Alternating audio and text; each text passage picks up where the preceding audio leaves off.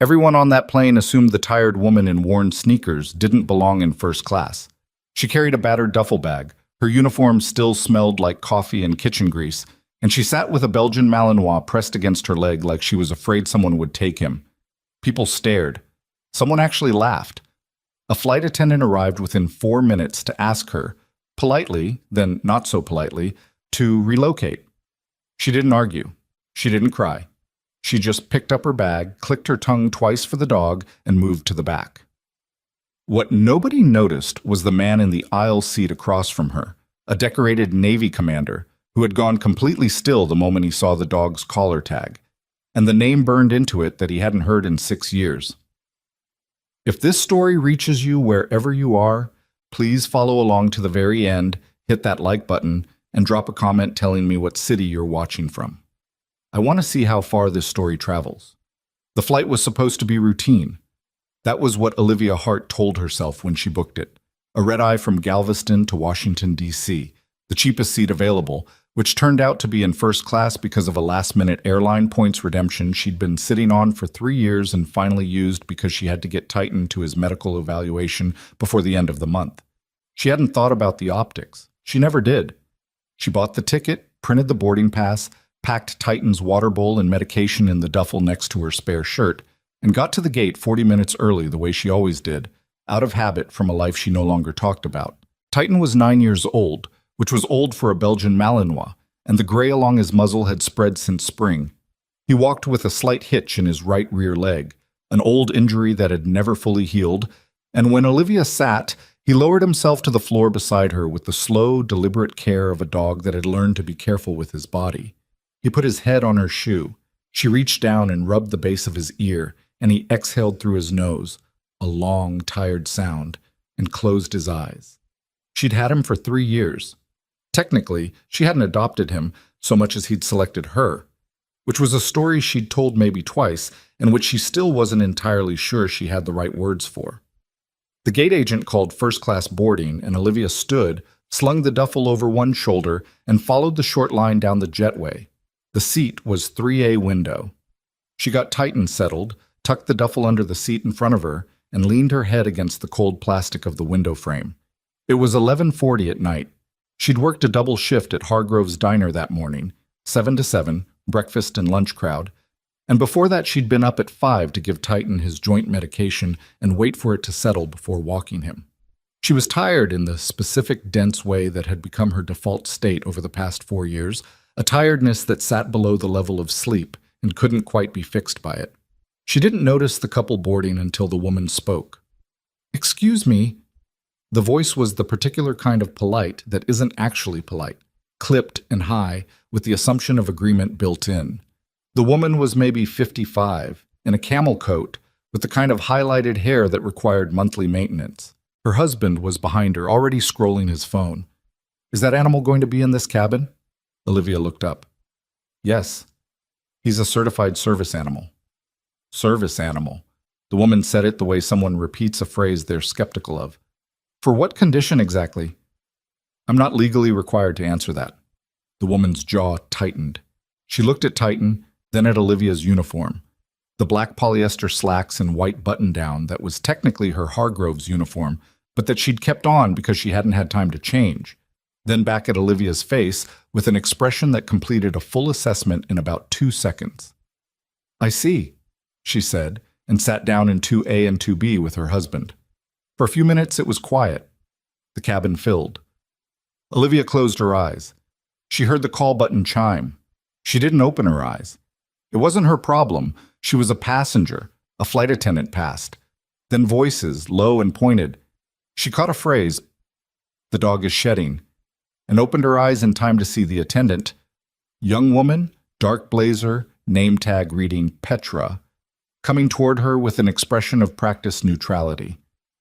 "Ma'am, I'm so sorry to bother you. We've received a concern from another passenger about the animal in the cabin. He's a certified service animal. I have his documentation in my bag." "Of course, and I'm sure that's all in order." Petra's hands were clasped in front of her. "The concern is actually about allergens. One of our first-class passengers has indicated a dog allergy, and our policy does allow us to ask if you'd be willing to relocate to economy. We have some very comfortable seats available in... Does your policy actually require me to move, or are you asking me to volunteer? Petra hesitated. That hesitation lasted about 3 seconds longer than it should have, and it told Olivia everything. I'm asking, Petra said carefully. Olivia looked at her. Titan had raised his head at the sound of the voices and was watching Petra with calm, dark eyes. Not aggressive, just attentive, the way he watched everything. Okay, Olivia said. She stood. She didn't make a production of it. She didn't say anything to the couple in 2A and 2B, didn't look at them, didn't pause. She collected her duffel, clicked twice for Titan, and walked toward the back of the plane, while people in first class watched the whole thing the way passengers watched delays, with mild interest and no real discomfort, because it wasn't their problem. She didn't see the man in 4C stay very still. Commander Ethan Caldwell of the United States Navy had been in seat 4C for 11 minutes when the woman and the dog boarded. He was not technically supposed to be on this flight. He was traveling under modified leave arrangements, which was the administrative way of saying that he had argued with 3 different senior officials over the past 2 weeks about a classified report and had been told, politely but firmly, to take some personal time and let the situation settle. He'd spent 4 days at his sister's place in Galveston and was now heading back to D.C., not because anyone had called him back, but because he was incapable of letting things sit. He had a drink he wasn't finishing, a briefing document he'd already read 4 times, and the specific restlessness of a man who was very good at his job and currently not allowed to do it. Then the woman boarded with the dog. He wasn't looking at her specifically. He was looking at the dog the way he always looked at Belgian Malinois, with the involuntary searching attention of someone who had known several of them well and lost one badly. The dog was older, moving carefully, gray around the face. Well-trained, clearly, the kind of composure that took years to build. Then the dog passed close enough that Caldwell could see the collar. It was a standard military-issue K9 collar, worn smooth from years of wear, with a small metal tag on the front ring. Most working dogs had ID tags. This one had 2, the standard ID and a second tag, smaller, engraved with a name. The name was Titan. Caldwell's hand, resting on his armrest, went absolutely still. There were, he was aware, multiple military dogs named Titan. It was not an uncommon designation. He knew this. He told himself this in the 2 seconds between seeing the name and standing halfway out of his seat before he forced himself back down. But the tag, the shape of it, the specific worn metal, the font of the engraving. He had seen that tag before, in photographs, in a mission file, in a briefing room where he had sat with 6 other officers and been told that K9 Unit Titan, Handler Sergeant Ryan Whitfield, had not been recovered from the field, that the mission had been flagged classified, that the woman who had carried the dog out of the engagement zone, a combat medic whose name appeared once in a field report before being redacted, had never been publicly identified. He sat in his seat and watched the woman with the dog settle into 3A, and then watched, without expression, as the woman in 2A got a flight attendant involved, and then watched, still without expression, as the woman with the dog collected her bag and walked to the back of the plane without argument or complaint. Titan glanced at Caldwell as they passed. The dog held eye contact for a moment longer than a dog typically did with a stranger. Caldwell looked away first. He ordered another drink he wouldn't finish and spent the next 20 minutes trying to decide whether he was about to do something very smart or very stupid, and concluded that those 2 things had never, in his experience, been mutually exclusive. Olivia's seat in economy was 27F middle. She had the window seat beside her empty for about 3 minutes before a large man with a laptop bag sat in the aisle seat and immediately colonized both armrests. Titan fit in the space at her feet, but it was tight, and he was too old for tight, and Olivia could feel him adjusting his position every few minutes, trying to find something that didn't put pressure on his hip. She didn't sleep. The cabin lights dimmed. The flight attendants did their rounds. Olivia ate the small pretzels from the snack bag and drank the ginger ale she'd asked for and watched the darkness outside the window, and tried very hard not to think about Washington. The medical evaluation was at the National Canine Veterans Center on Thursday. She'd taken 3 days off from the diner, a conversation that had required more negotiation than she wanted to admit, and she was staying with her friend Dara, who lived in Arlington and had a small apartment and a smaller patience for dogs on the furniture, but who had offered anyway because that was the kind of person Dara was. The evaluation was a routine thing, annual checkup, standard for retired military working dogs. She did not think it would be routine. Titan had been sleeping more. The hip was worse. He'd had 2 episodes in the last month where he'd been difficult to rouse, not unconscious, just deeply, stubbornly asleep in a way that felt wrong. The vet in Galveston had ordered blood panels and adjusted his medications and used the phrase monitoring closely with the particular careful cadence of someone who was not ready to say the other thing yet. She pressed her thumb against the base of his ear and felt him exhale. "I know," she said quietly. "Me too." She'd had dogs she cared about before. She'd been a medic. She knew the math of attachment, knew what you were signing up for when you let something into that particular part of yourself. She'd done it anyway. She always did. It was one of the things about herself she hadn't managed to change in the post-military years of conscious self-improvement. She was incapable of keeping a useful distance from things she'd decided to love. The man in 4A turned on his overhead light and opened a bag of chips. The crinkle of the bag seemed very loud. Olivia pulled her hood up. She was nearly asleep when the footsteps stopped next to her row. She opened her eyes. The man standing in the aisle was wearing civilian clothes, dark slacks, a gray sweater. But he stood the way military men stood, weight balanced, spine easy. The particular posture of someone who had spent years having to be ready to move quickly and had never entirely stopped. He was mid-40s, thick through the shoulders, with the kind of face that had been handsome once and was now just authoritative. He was looking at Titan. "That's a military working dog collar," he said, low enough not to carry. Olivia sat up. "Lots of people use that style." "Not with that tag." He met her eyes. "Can I sit down?" She didn't move. "There's nobody in the window seat." He slid in without another word, and for a moment they just sat there, 3 across, with Titan between them on the floor, and the man looked at the dog with an expression that was doing a lot of work. "His name's Titan," he said. Not a question. "Yes." "Where'd you get him?" Olivia turned her head and looked at him directly. He had the eyes of someone who already knew a version of the answer and was checking it against what was in front of him. She recognized the look. She'd been looked at that way in debriefing rooms. "A rescue placement," she said, 3 years ago, through a veterans program in Texas." "Did they tell you his history?" "Some of it." The man was quiet for a moment. Below them, Titan had lifted his head, and he was looking at the man with that same calm attention he'd given the flight attendant, but different. Something about the set of his ears, something about the way his tail moved, once, carefully. "His handler was Sergeant Ryan Whitfield," the man said, 43rd Special Operations Unit. He died in a classified engagement in 2018. The dog was listed as unrecovered. Olivia said nothing. "He was recovered," the man continued, "by a combat medic who pulled him out of a burning vehicle under fire and carried him approximately 400 meters to extraction. That medic's name was removed from the after-action report. The record shows an unidentified field medic, female, designation unknown." He paused. "That was 6 years ago.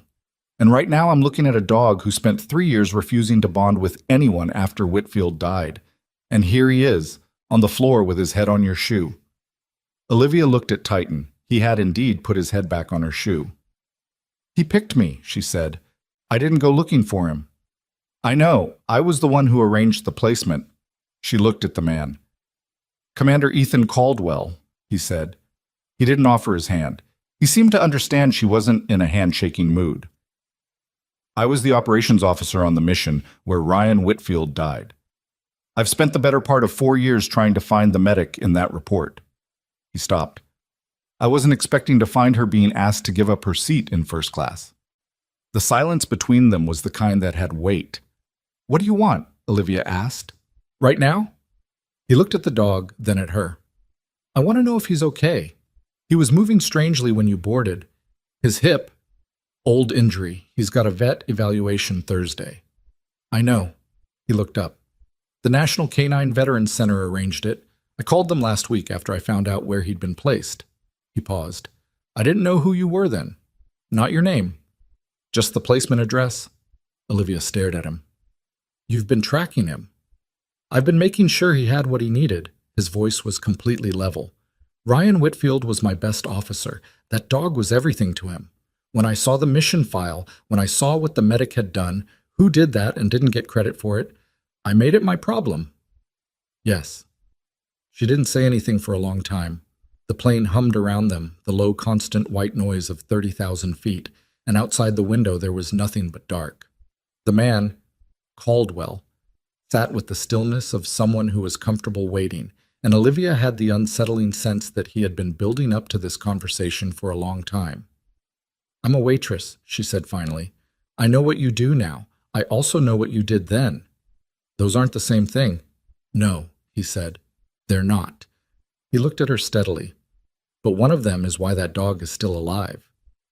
Something passed over Titan's face. A flicker of something, a dog dream twitch. And Olivia reached down automatically, the way she always did, thumb pressing behind his ear, and felt him settle. I don't want anything from the Navy, she said. I left. I made peace with that. I'm not here on behalf of the Navy. Then what are you here for? He was quiet for a moment. Honestly, I just wanted to see if it was really him. He looked at Titan again, and if the person who saved him was who I thought she was. And? Caldwell looked at her. A full, direct look, the kind people didn't often aim at her anymore, as if she'd become the kind of person who blended into background noise. Yeah, he said quietly. It's her. Olivia said nothing. She looked out the window at the dark. Her coffee was cold. Her back hurt from the economy seat. Titan breathed slow and steady against her shoe, and for a moment, nothing else moved.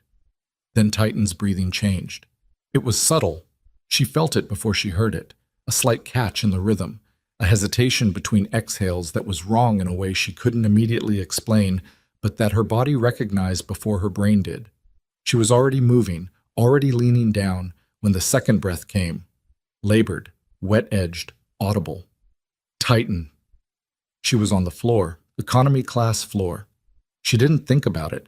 She had her hands on him, on his ribs, feeling the rise and fall, and what she felt underneath that was not good. What's wrong? Caldwell was down beside her in a second, and she would think later that it said something about him that he didn't hesitate either. His breathing is compromised. She was already pulling his collar aside, checking the lymph nodes along his jaw, running her hands down his spine. How long has he had the hip injury? Since the mission, 2018. Did anyone run imaging after he was placed? Recent imaging? I don't know. I'd have to check the... It doesn't matter right now. She had her ear at his chest. The heartbeat was there, fast but present. His gums were a shade lighter than they should be, and she pressed the heel of her thumb against them and watched the capillary refill and counted. 1, 2, 3. Too slow. He's in respiratory distress, she said, not loudly, just stating it. I need to know if there's an oxygen kit on this aircraft, not the passenger masks, the medical kit. Does this carrier maintain a veterinary emergency pack, or just the human FAA kit? Caldwell stood. He was already looking for a flight attendant. I need the cabin crew, he said, and his voice carried in a way that the voice of someone used to command carries. Not loud, not aggressive, but with a quality that made the nearest attendant, a young man 3 rows up, turn and come immediately without being waved at. Olivia did not look up. She was tracking Titan's breath, counting the intervals, her hand flat against his side. The dog looked at her. His eyes were tired but clear, and there was something in them she recognized from the only other time she'd seen it in him. A trust that was absolute and had been earned in the worst possible way, in smoke and heat and blood, 400 meters of her arms telling him, I have you, I have you. And now here he was again, on a plane floor in the dark over the Atlantic corridor, trusting her with the same certainty. I've got you, she said, low and steady. You hear me? I've got you. The flight attendant arrived. A few rows of passengers craned their necks. Caldwell was already asking about the medical kit, and Olivia was already cataloging what she'd need, and the 30,000 feet up with 2 hours to landing and a dog who was struggling to breathe, she did what she had always done when things went wrong in dark places. She got to work. The young flight attendant, his name tag said Marco, came back with the medical kit in 90 seconds flat, which was faster than Olivia expected, and she had it open before he'd finished apologizing for the delay. The FAA mandated kit wasn't designed for dogs. She knew that going in. What she needed was in there anyway, partially. A pediatric oxygen mask she could modify, a small bag valve setup, epinephrine she wouldn't use unless things got significantly worse. She pulled out what was useful, set aside what wasn't, and kept her hands moving because stopping to think was a luxury she didn't have. "Is he going to be okay?" Marco asked. "Not sure yet. I need space." He stepped back. Caldwell had already created space, not obviously, just by standing slightly wider than necessary, enough that the passengers who'd begun to lean into the aisle found themselves blocked without being told to move. Titan was breathing, which was the most important thing. The distress hadn't worsened in the last 2 minutes. She fit the pediatric mask over his muzzle. Imperfect, too wide, but she held it with one hand and angled it to direct the flow, and connected it to the portable oxygen cylinder from the kit. His ribs expanded and contracted. The wet sound in his breathing hadn't disappeared, but it had stabilized, which was different from improved, and she wasn't going to confuse the two. "His airway's partially obstructed," she said, mostly to herself. "Old scar tissue, maybe, or fluid." She adjusted the mask. "Has he been coughing recently? Before tonight?" "I wouldn't know." Caldwell's voice came from above her right shoulder. "I wasn't asking you." She glanced up at Marco. "Did you see him cough when you walked past earlier before boarding at the gate?" Marco shook his head. "I wasn't at the gate. I'm sorry." She nodded once and went back to Titan. He was watching her. He always watched her. It was one of the things about him that had undone her early on, the sheer, undeflectable attention of a dog who had decided she was the center of his world. Right now it helped. As long as he was watching, he was present. "Stay with me," she said. "You're okay." He blinked, slow and heavy, and exhaled through the mask. The passengers who'd been craning their necks had mostly retreated into their seats, but a few remained.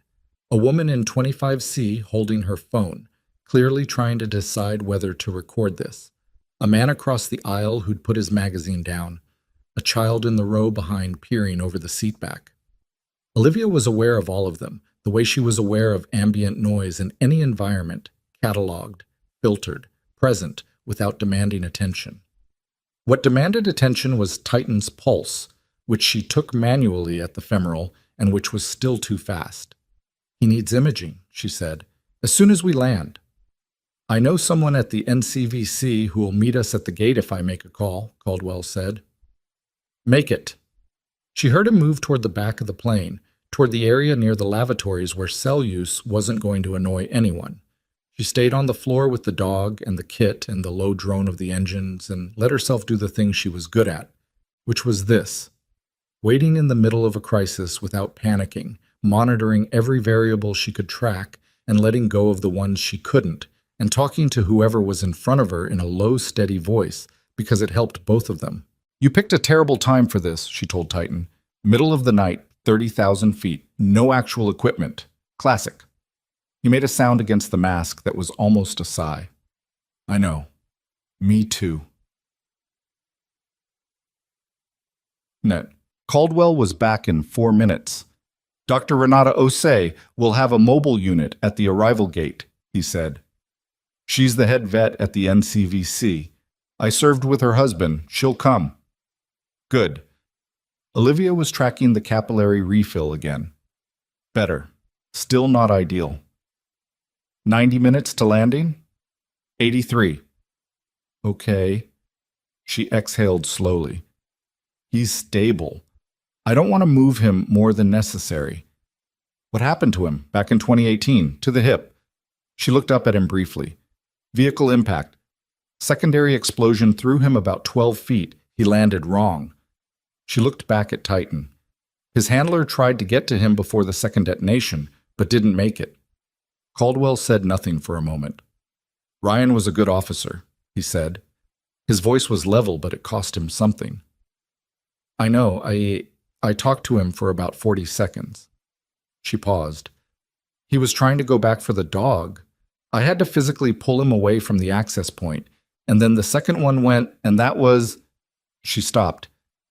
He died about 20 minutes after extraction. There wasn't anything I could have done differently. I know that too. People don't always know that. I reviewed your field report, Caldwell said. Everything you did was textbook. Better than textbook. You performed triage on 3 personnel and a K9 under active fire with 2 broken fingers on your offhand, and you carried that dog 400 meters without putting him down. That's not in dispute. Olivia looked up at him. Then what happened to the report? She asked. He held her gaze. That's a longer conversation. I've got 83 minutes. He crouched down, which put him closer to her level, and she understood it as a deliberate choice, not comfortable for a man his size on a narrow aircraft floor, but done anyway. The mission was part of an operation that got complicated politically, he said. The unit's presence in that region was under a specific authorization that had not been fully disclosed to oversight.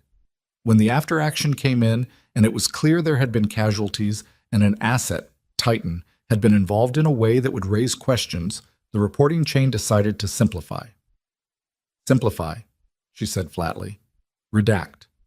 Classify. Remove specifics that would require explanation. He looked at the dog. Your name was among the specifics. Olivia was quiet for a moment.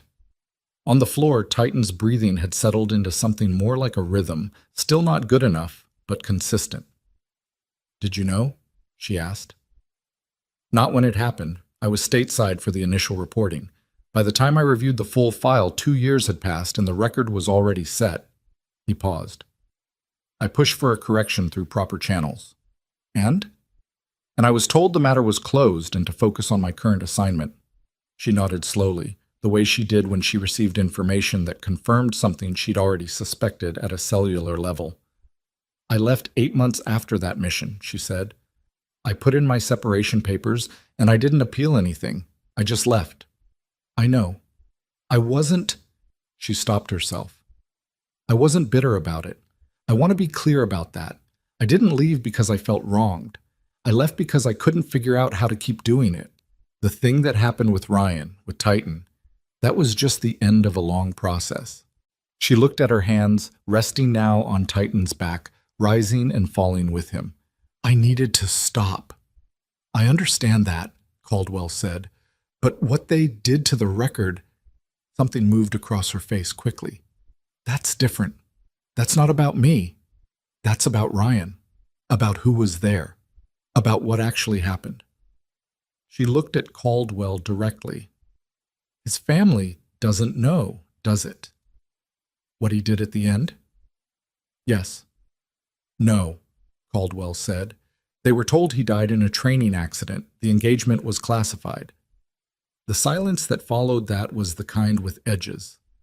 Olivia said, Training accident. Yes. She looked at the ceiling of the aircraft for a moment. When she looked back down, her expression had changed. Not harder exactly, but more settled the way a person looks when they've just located something they'd lost and found it exactly where they'd feared it might be. Okay, she said, quietly. Okay? I'm going to need you to tell me everything you know, not now, after we land and Titan's been seen. She adjusted the mask. But everything. Agreed, Caldwell said. They held position on the floor for the rest of the flight. Marco brought them water. Neither of them drank, and checked in every 15 minutes with the careful attentiveness of someone who didn't know what else to do and was coping through small acts. The woman in 25C had put her phone away after Olivia had looked at her once, not threatening, just direct.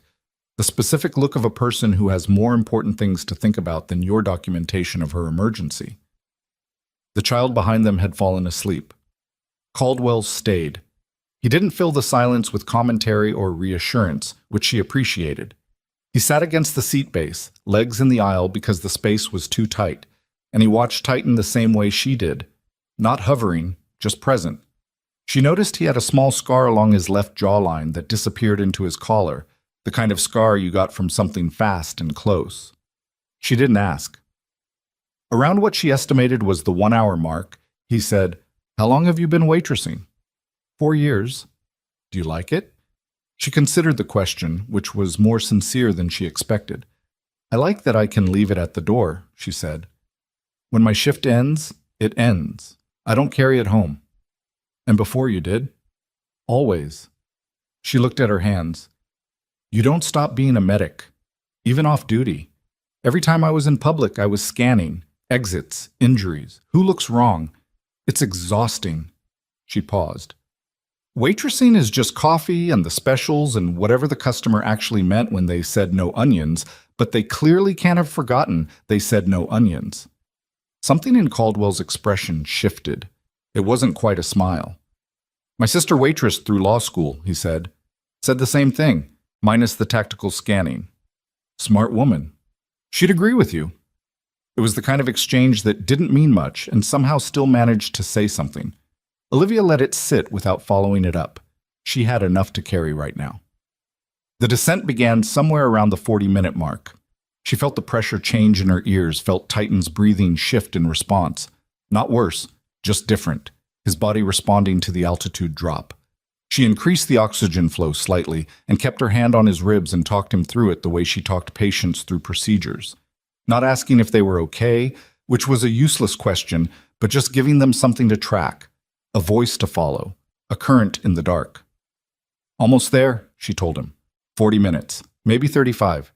You're going to make it, and then Dr. Osei is going to look at you, and she's going to tell me something I don't want to hear but that I already know, and then we're going to figure out what to do about it, together, like we always do. Titan's tail moved, once and then again, slow but present. Yeah, she said, together. Plus, the landing was hard. A crosswind that caught the aircraft on approach and required a correction that jolted everyone forward in their seats. And Titan made a sound, low and involuntary, when the impact rattled through the floor. Olivia had her hands braced on him before the sound stopped. I know, she said. I know. I'm here. She was still on the floor when the plane taxied to the gate. She was still there when Marco came back and told her very gently that she might want to stand. And she told him very politely that she was going to stay right where she was until the jetway was connected. Thank you. And she felt rather than heard Caldwell say something to Marco that made him nod and step back.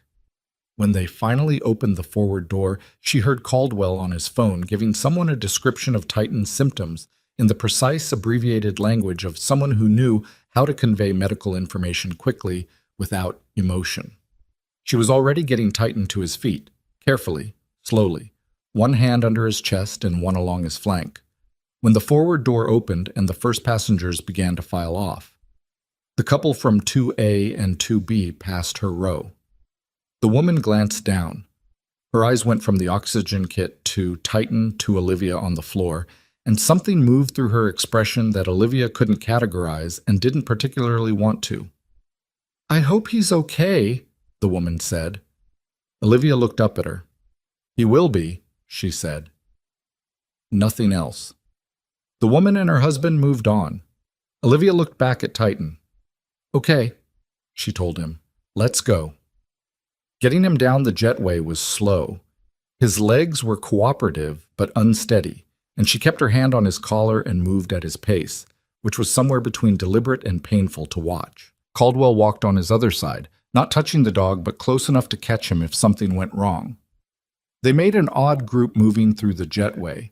The attendant, the commander, the woman in the waitress uniform with the oxygen kit borrowed from the flight medical bag, and the other passengers parted without being asked.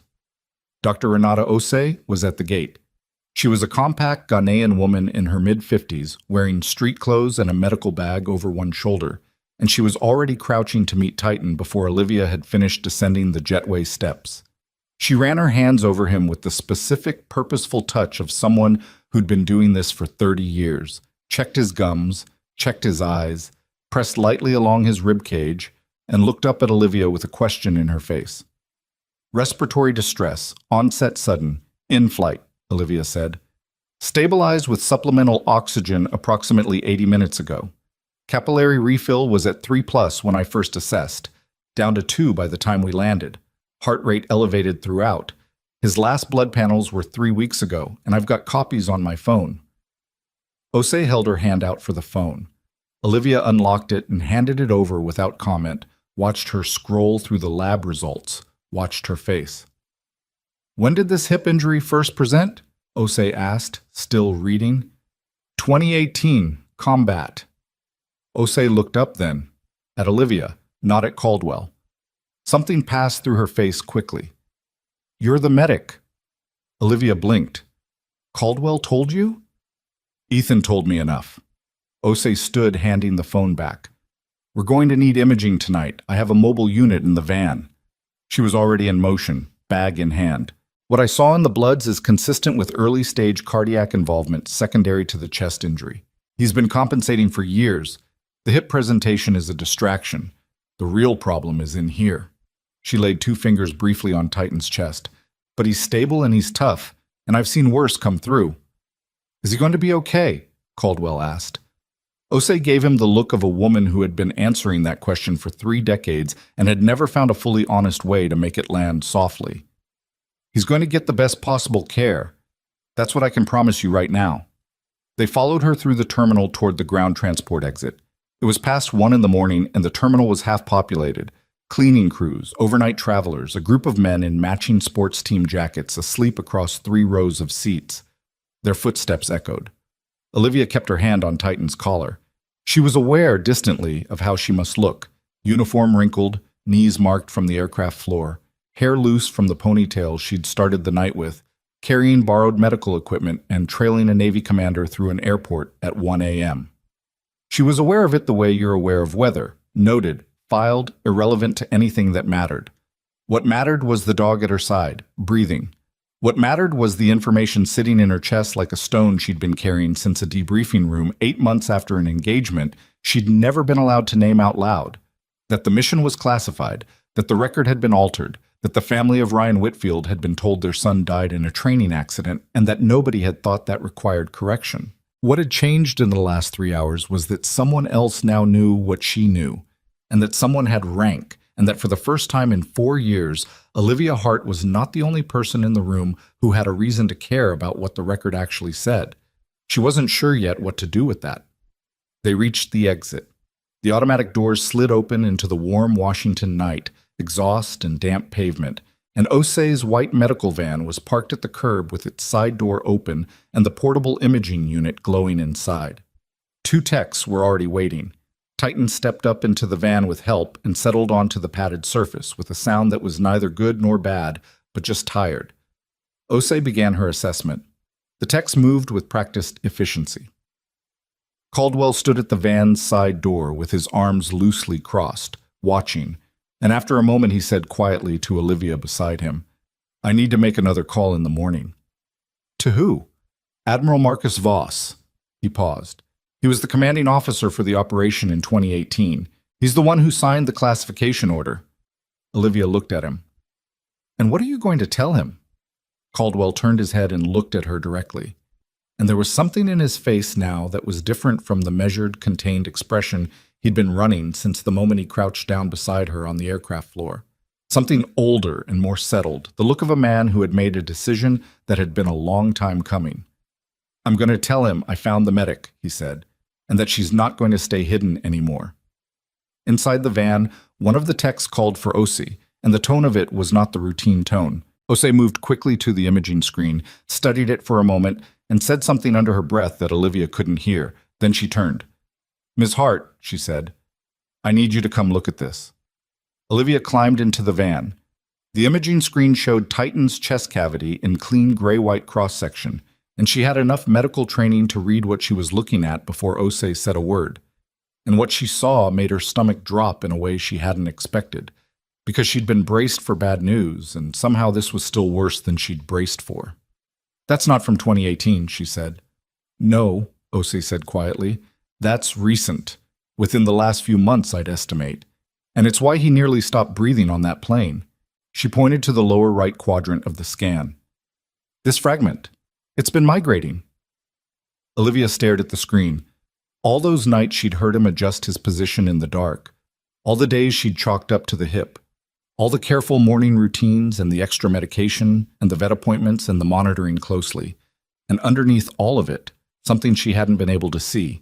Something that had been moving toward the worst possible place for 6 years, quiet and invisible, waiting. "Can you remove it?" she asked. Osei was quiet for one beat too long.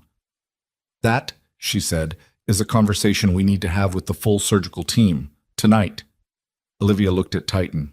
He was looking back at her, tired and trusting and completely, devastatingly calm.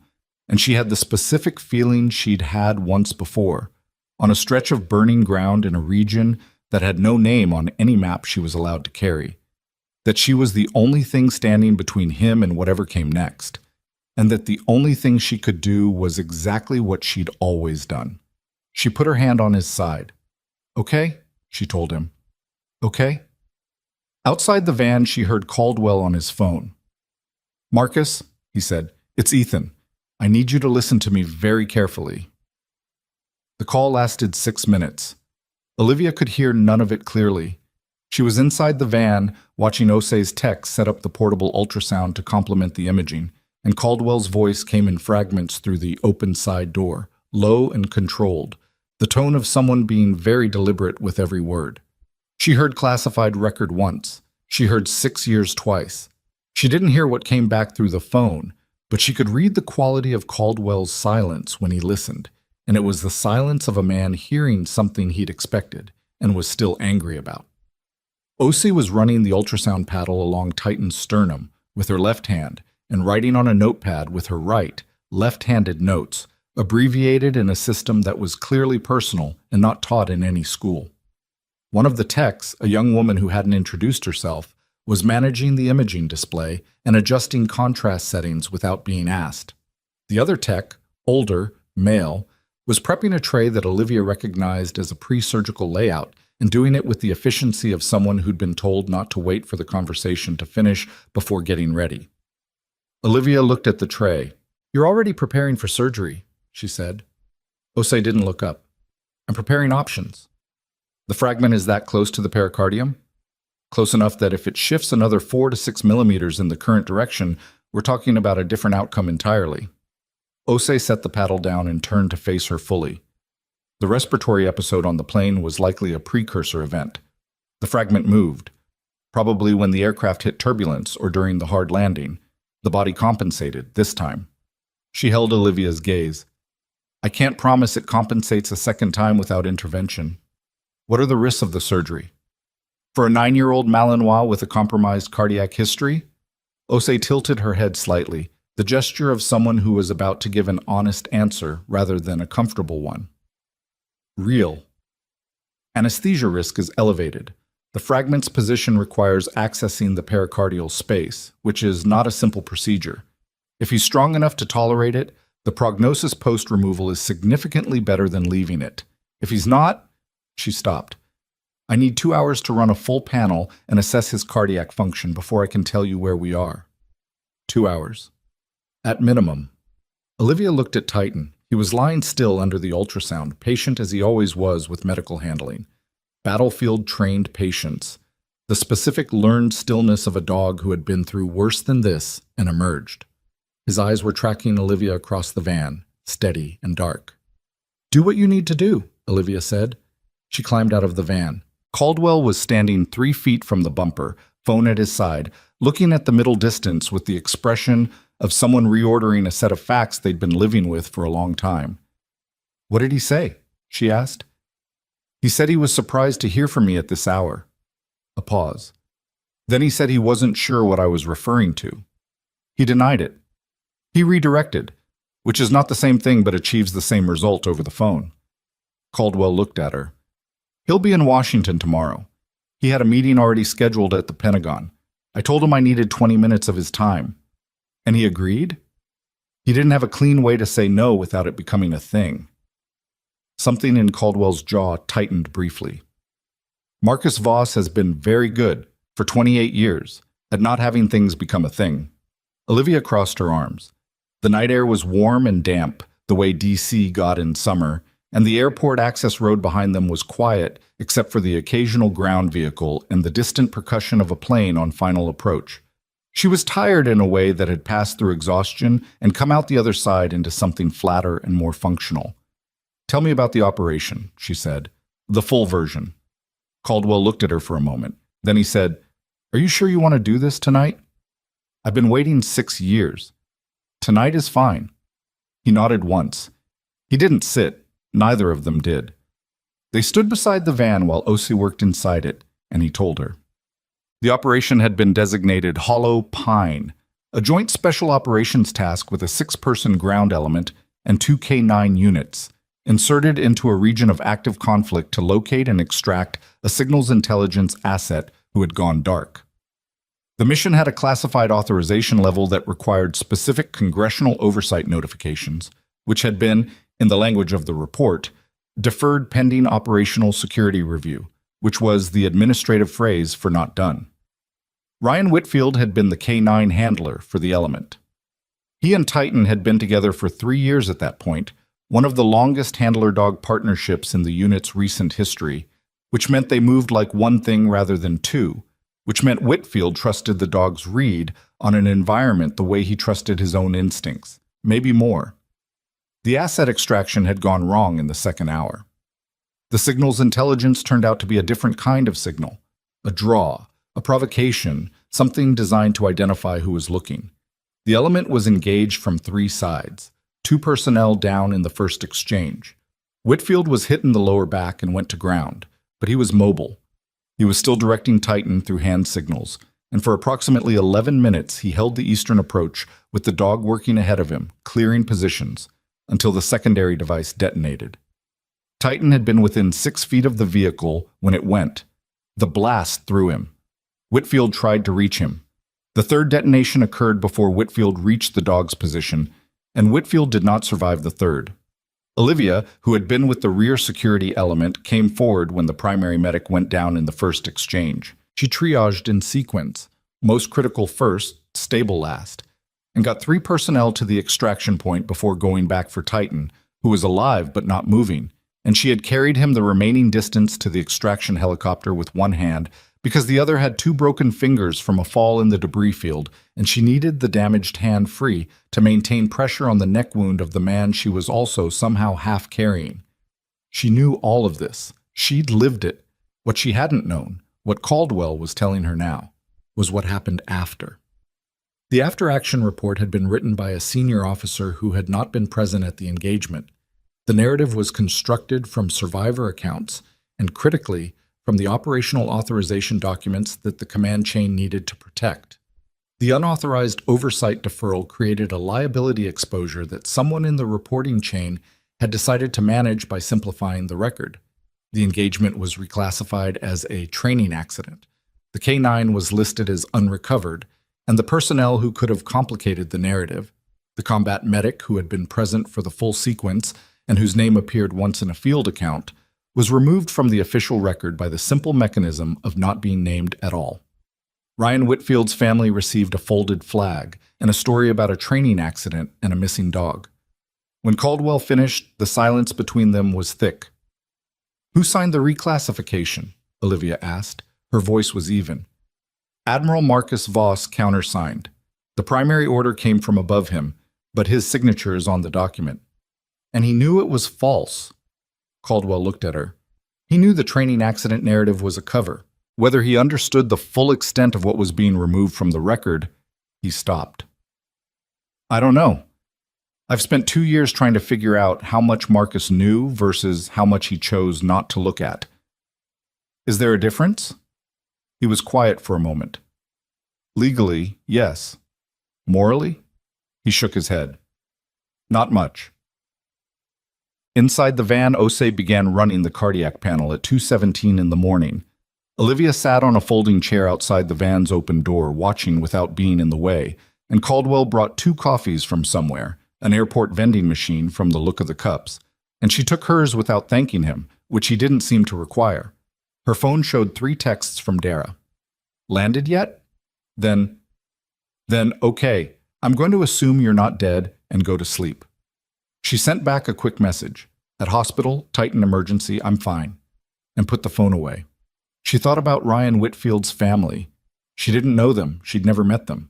What she knew about them, she knew from 40 seconds of conversation with Ryan in a vehicle bay 3 hours before the mission when he'd been rechecking Titan's nowhere. My dad used to say that dogs are the only honest thing left, and she'd said, "Your dad sounds smart," and he'd said, "He's the kind of smart that comes from losing things." And then the vehicle had moved and the conversation had ended. She had thought about that exchange a lot in the years since. His family had been told a training accident, 6 years. They'd been carrying a story that wasn't true, a death that had been stripped of its actual shape, a missing dog that was apparently unrecoverable. And somewhere in the ordinary machinery of a cover designed to protect an authorization document, that family had lost not just their son, but the truth of how he'd gone. That, more than anything else, was the thing she couldn't set down. "I want to be in the room when you talk to Voss," she said. Caldwell looked at her over his cup. "That may not be. I'm not asking for permission." She held his gaze. "I'm telling you what I need. You can decide whether that changes your plan." He looked at her for a long moment.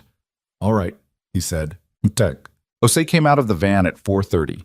She was carrying her notepad, and she had the expression of someone who had finished a calculation and was deciding how to present the result. Caldwell stood. Olivia stayed sitting, which was a choice about stability more than composure. "His cardiac function is better than I expected," Osei said. "He's compensated more effectively than most dogs his age would.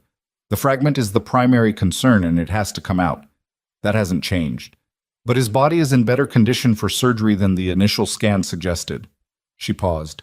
"I want to operate at 7 this morning. That gives his system time to stabilize further from the in-flight event, and it gives me time to get my full surgical team in." 7, Olivia said. "Yes." "Can I stay with him until then?" Osei looked at her in the way that doctors and vets sometimes looked at people who asked that question, assessing whether the answer would help or complicate. "Yes," she said. "There's a waiting area inside. I'll have someone check on you both." Olivia nodded. She stood and went into the van to tell Titan she'd be right outside, and she stayed there for a moment with her hand on him, feeling the rise and fall, and she said nothing because there was nothing useful to say, just the contact, just the fact of being present, which was sometimes all there was. Wolves. At 7:45 in the morning, Olivia was sitting in the National Canine Veterans Center's surgical waiting area when Commander Caldwell's phone rang, and he stepped into the hallway and came back 4 minutes later looking like a man who had received news he'd half expected and still wasn't ready for. "Voss moved the meeting," he said. Olivia looked up. "To when?" "To now. He's at the Pentagon already." He paused. "He's also apparently made some calls this morning.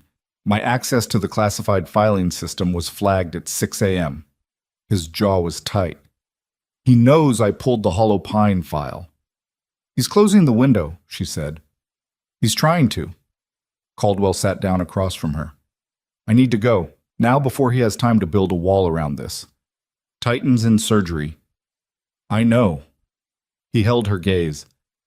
"I'm not asking you to leave. I'm going to go, and I'm going to put what I know on record formally before he can intercept it. I've already contacted the IG's office, Judge Advocate, Inspector General.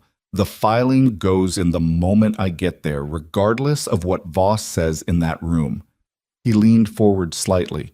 "Your name, your record, your field report, what actually happened. All of it, on the record, with my signature." She stared at him. "You're doing this without me in the room." "I'm doing this before the room closes." He stood.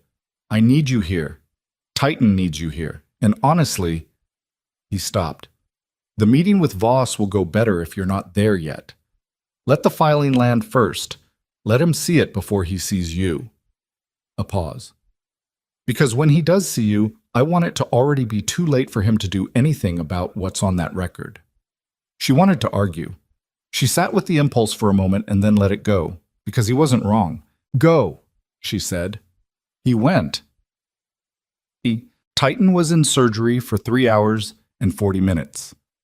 Olivia spent the first hour sitting with her spine against the waiting room wall, knees up, the specific posture of someone who has learned to rest in uncomfortable positions because battlefields don't come with chairs. She spent the second hour in the canteen getting food she didn't remember eating and coffee she did.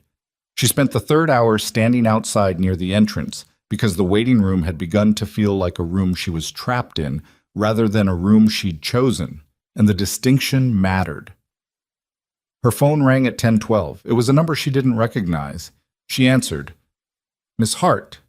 The voice was older, male, authoritative in the dense way of someone who had been obeyed long enough that they'd stopped being aware of it.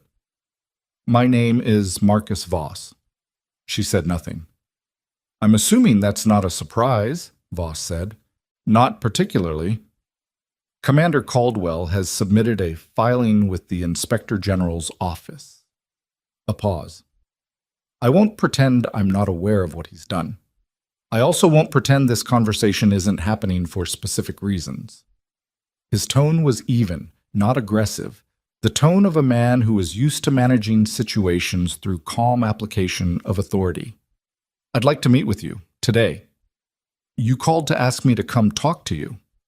I called because I think there are aspects of the 2018 record that require clarification, and I believe that clarification would benefit from your direct participation.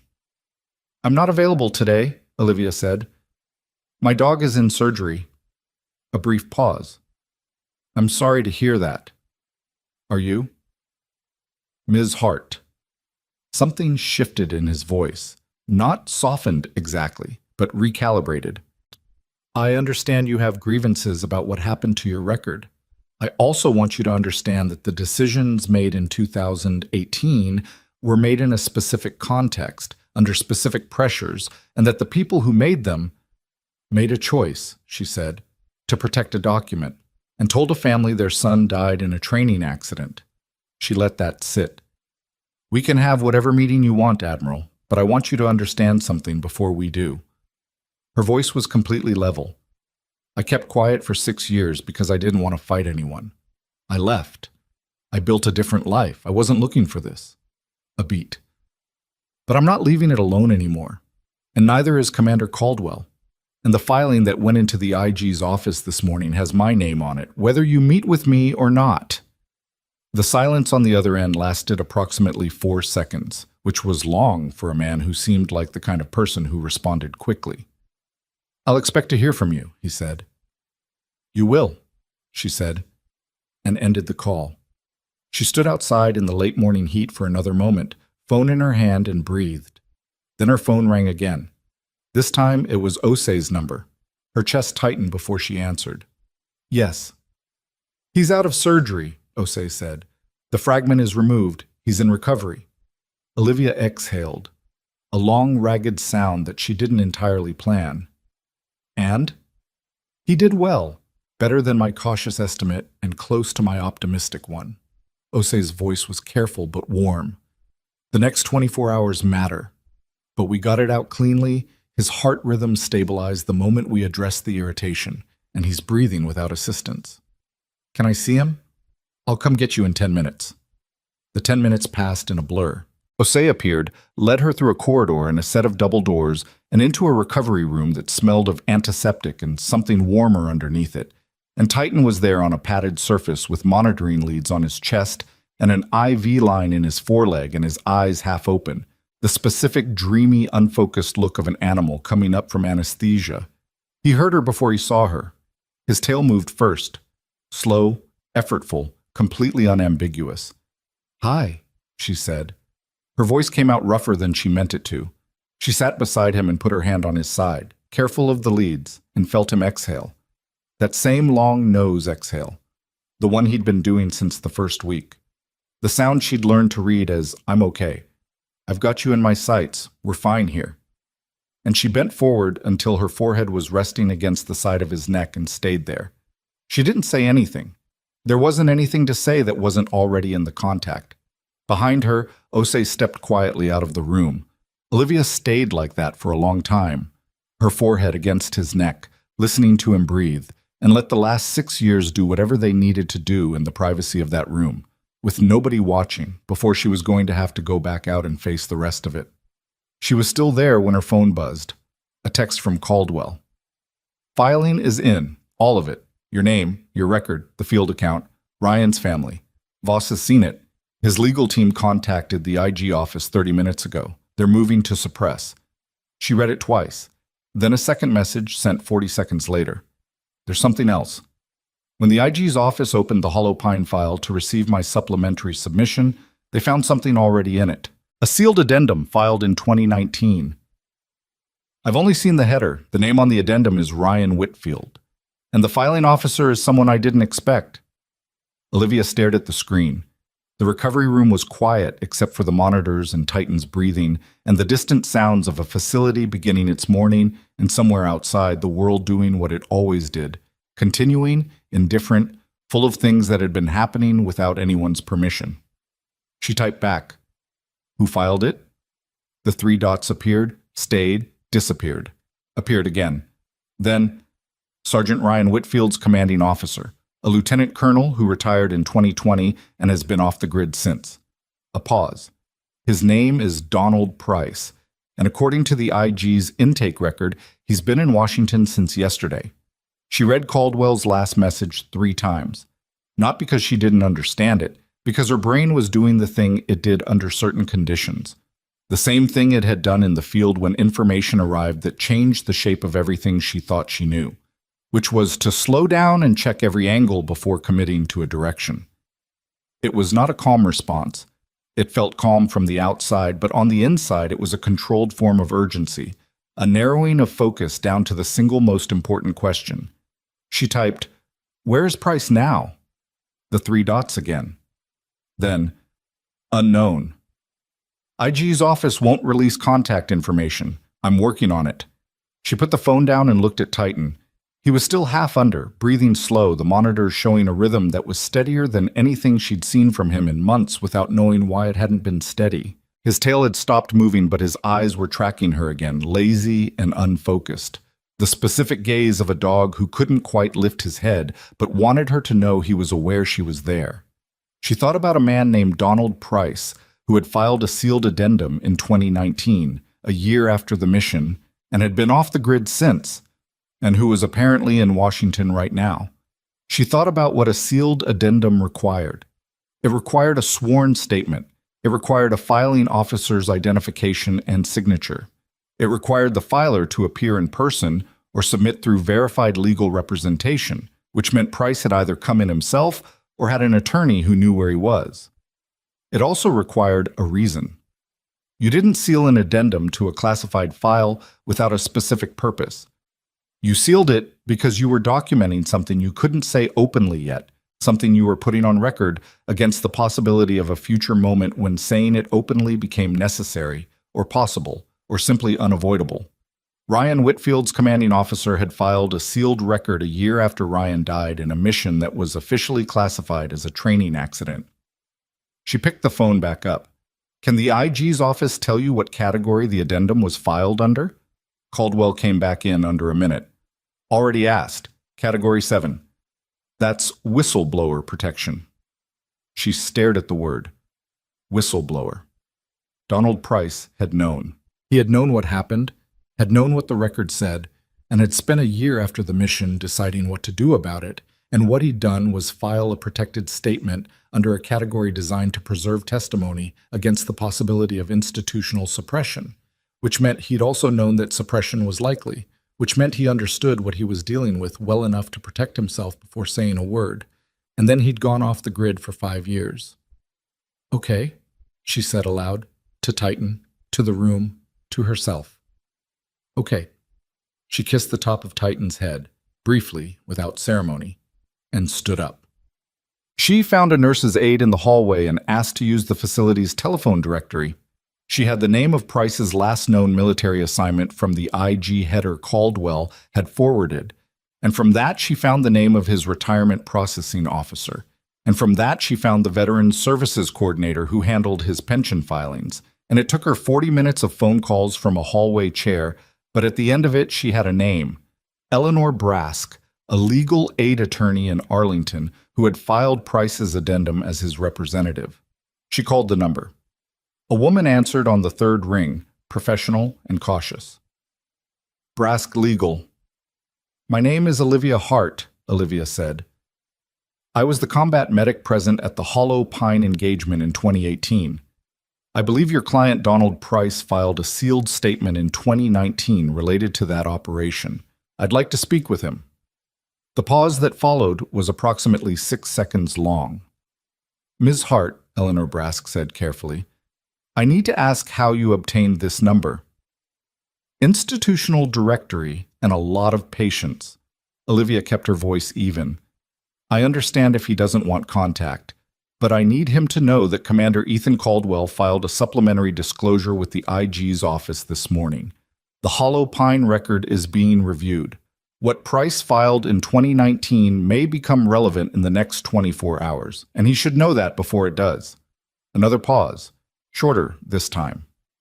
I'll contact my client, Brask said. Do not call this number again. If he wishes to speak with you, you'll hear from us. The line went dead. Olivia set the phone down and sat back in the hallway chair and let herself feel, for exactly 90 seconds, how much she didn't want to be doing any of this. The tiredness from the overnight flight, the hours on the aircraft floor, the waiting room, the surgery. It sat on her like something physical, a weight distributed across her shoulders and behind her eyes. She had not slept. She had eaten food she couldn't remember. Her uniform from the diner was wrinkled past the point of recovery, and she smelled faintly of aircraft air and antiseptic and coffee. And she was sitting in a hallway at a canine veterans facility, while a retired admiral's legal team tried to suppress a classified file, and a man who might be able to unravel the whole thing was somewhere in Arlington choosing whether or not to answer his phone. She gave herself the 90 seconds. Then she stood up and went back in to check on Titan. Caldwell arrived at the facility at 1:15 in the afternoon. He looked like a man who had been in 2 meetings simultaneously and hadn't won either of them. His jacket was off, sleeves rolled to the elbow, and he'd lost the careful containment he'd been running since the aircraft. Not falling apart, just stripped down to what was underneath it, which was someone who was angry in a specific and directed way and managing it through motion.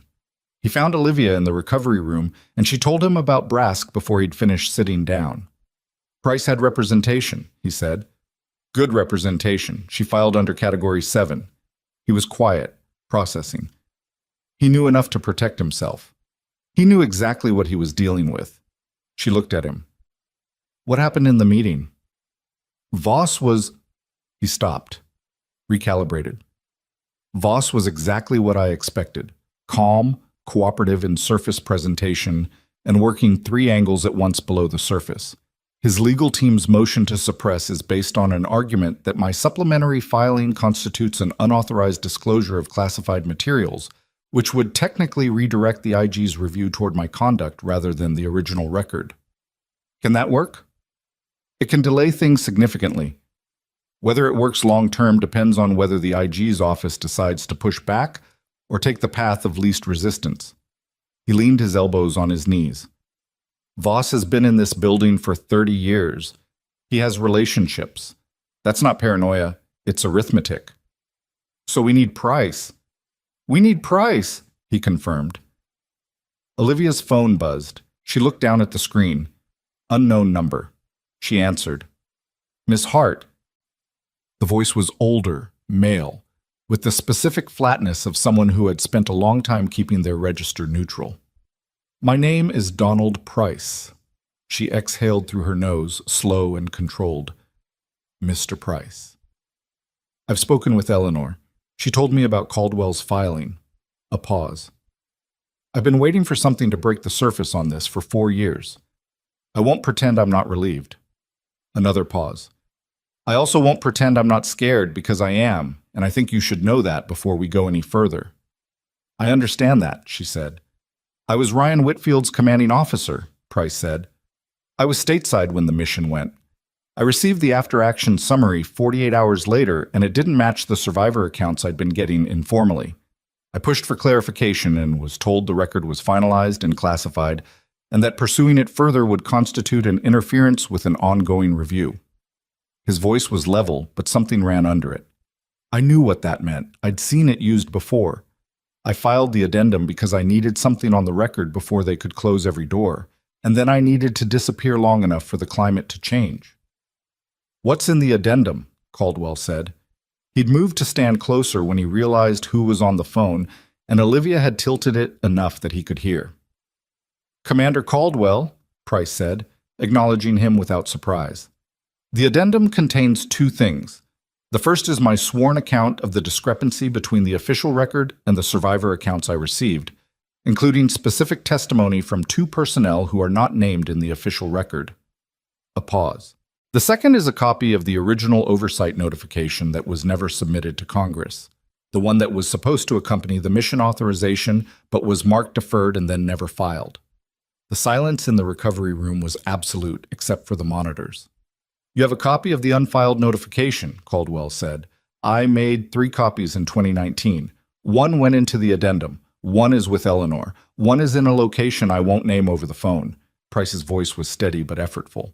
"The notification names the officers who signed the deferral. It names the operation. It provides documentary evidence that the congressional oversight was deliberately bypassed, not delayed bypassed, and then the record was altered to prevent the bypass from being discoverable." A beat. "That's not a classification error. That's not a reporting mistake. That is a deliberate obstruction of oversight authority, and the people who signed it knew exactly what they were doing." Olivia sat very still. "Does Voss's name appear on the notification?" she asked. "As a countersignatory, yes." Price paused. "But he's the third signature, not the first. The first 2 are above his pay grade." "Who are they?" "That conversation needs to happen in person, with legal representation present, and with a recording device running." Price's voice carried a very specific weariness, not defeat, but the exhaustion of someone who had been carrying something too heavy for too long. "I'm in Arlington. I've been here for 2 days. I came because I found out through a veterans network that Titan had been placed with someone in Texas. And then I found out about the NCVC evaluation. And I thought maybe the record was finally going to move." Olivia looked at Titan. He was more alert now, lifting his head slightly, watching her with the slow awareness of a dog coming back from something hard.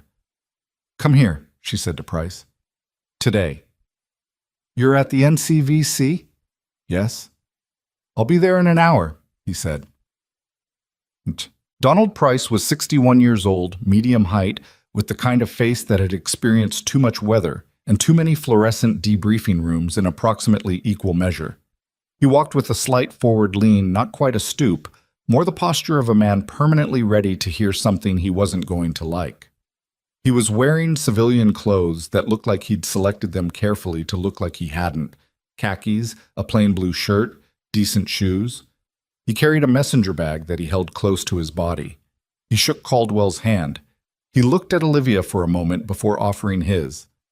"You're younger than I expected," he said. "I get that a lot," she said.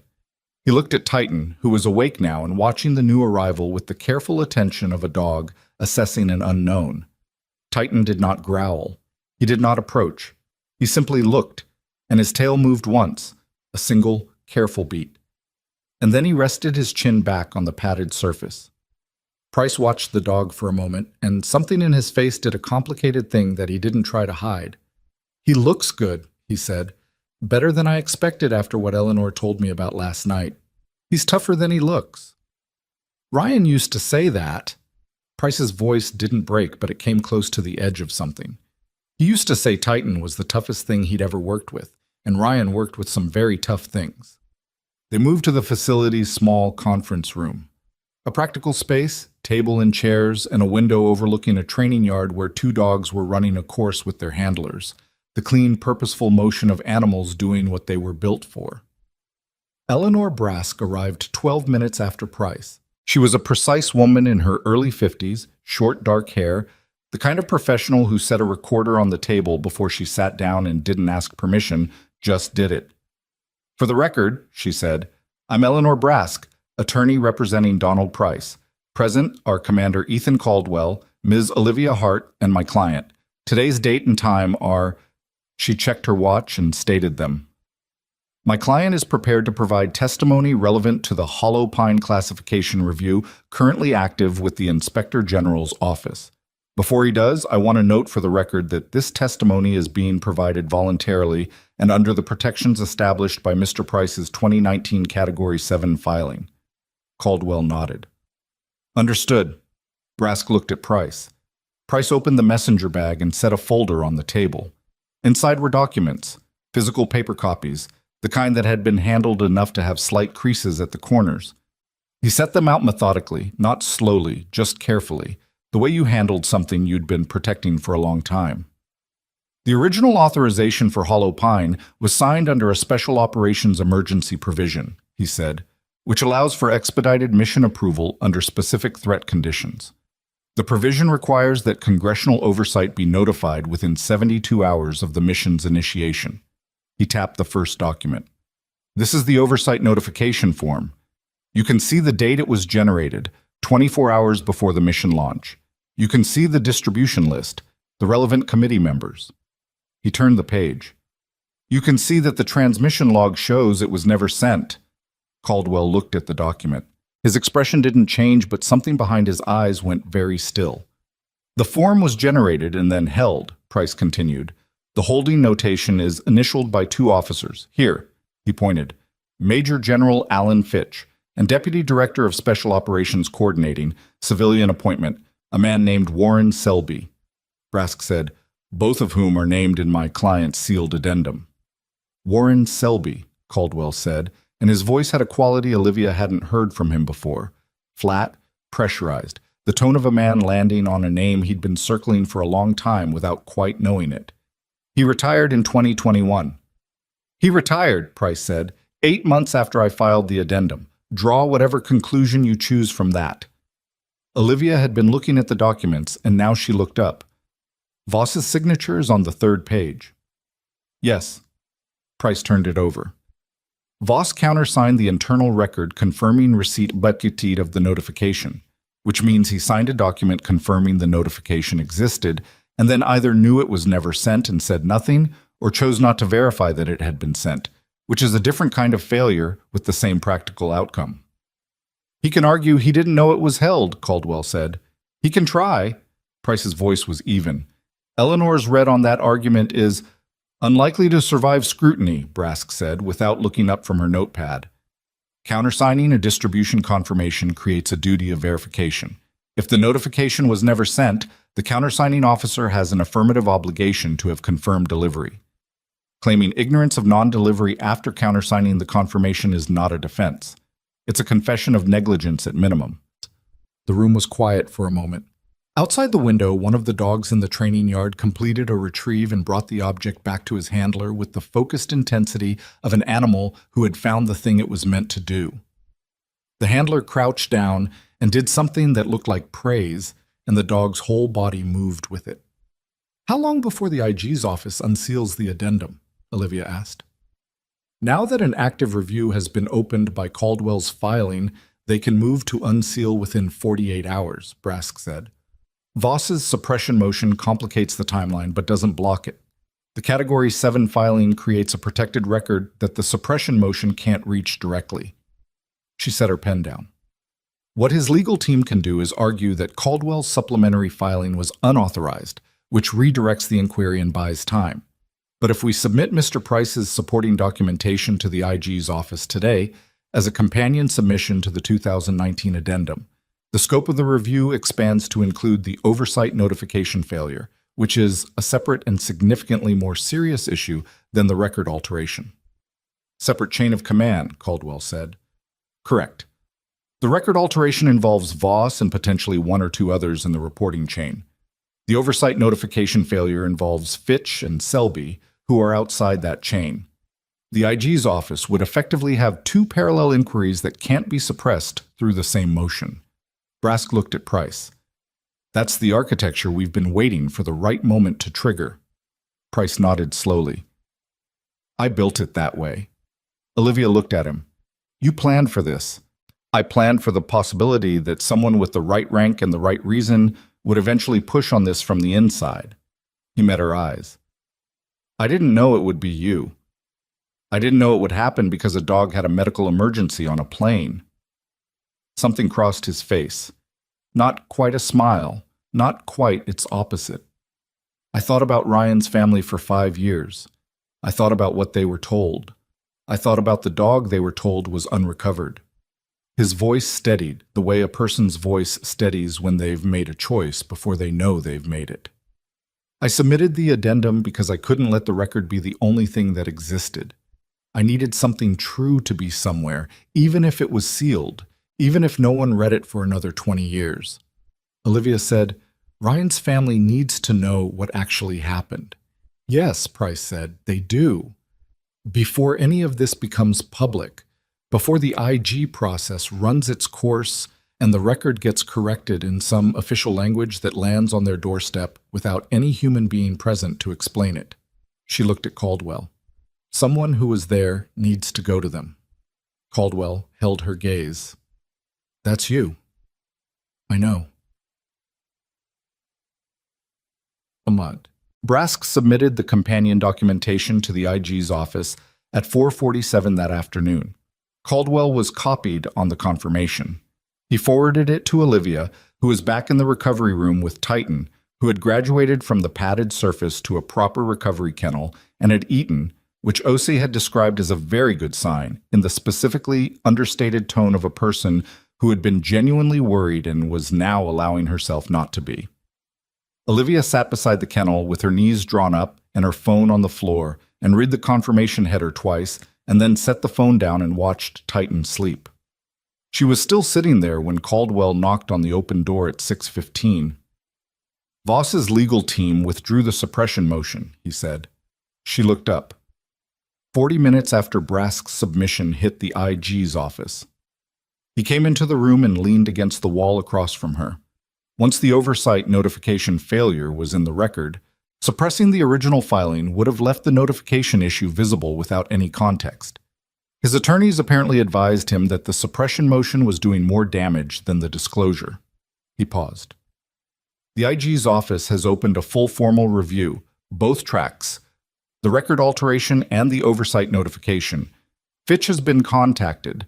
Selby's attorney responded within 30 minutes of Selby being notified, which tells you how long they've been expecting this call." "Voss," she said, "placed on administrative leave pending the review." Caldwell's voice was flat. "Pending review means pending review. It doesn't mean the outcome." "But it started." "Yes, it started." He looked at her steadily. "And it won't stop now.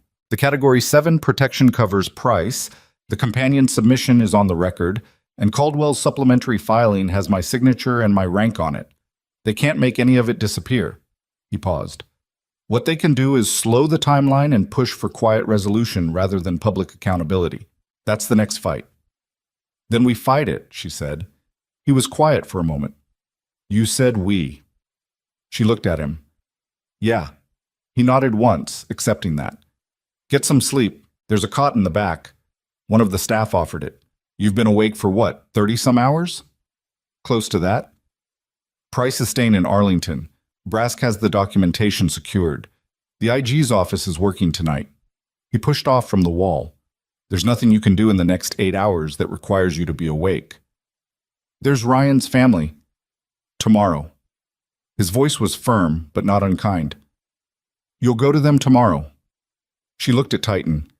He was curled in the kennel, breathing steady, and in the low light of the recovery room, he looked, despite the IV line and the monitors and the close-cropped surgical site on his chest, somehow more at rest than she had seen him look in 3 years. As though something had been removed that she hadn't known was weighing on him. Maybe it had. She reached through the kennel door and rested her fingers against his back.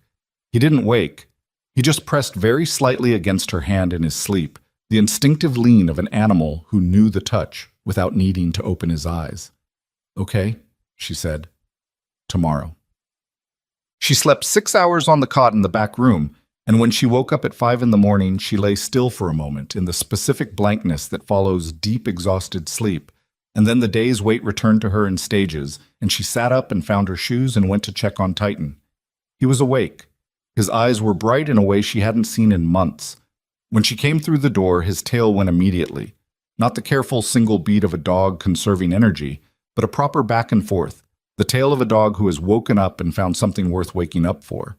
She sat down beside the kennel and let him push his nose through the door against her palm. "There you are," she said. Osei arrived at 6 with a full update. Titan's cardiac rhythm had stabilized overnight. His oxygen levels were normal. The inflammation around the surgical site was within expected parameters. She used the word promising 3 times and the word cautious twice, which was the balance of someone who was pleased but had been in this work long enough not to lead with certainty. He'll need restricted activity for 6 weeks and a cardiac monitoring protocol for the next 3 months, Osei said. After that, we reassess. But I'm comfortable saying that what we removed last night was the source of the cardiac episodes. Whatever he's been experiencing, the fatigue, the deep sleep, that was the fragment, and it's gone. Olivia absorbed that. He's going to be okay. I believe so. Osei held her gaze. Yes. She sat with that for a moment, just sat with it. Her phone rang at 7:12. It was a number she didn't recognize. She answered. "Miss Hart." The voice was female, precise, official. "This is Senior Investigator Dana Wohl with the Inspector General's office. I'm the lead on the Hollow Pine review. I'd like to schedule a recorded statement with you at your earliest convenience." "Of course," Olivia said. "I can come in today." "This afternoon would be helpful. There's a development in the review that requires your direct input, and the timeline is..." A brief pause, the pause of someone choosing their words. "Accelerating." "What kind of development?" Wohl said, "Admiral Voss contacted our office at 6 this morning. He's requested a meeting. He said he has information he'd like to provide." Another pause.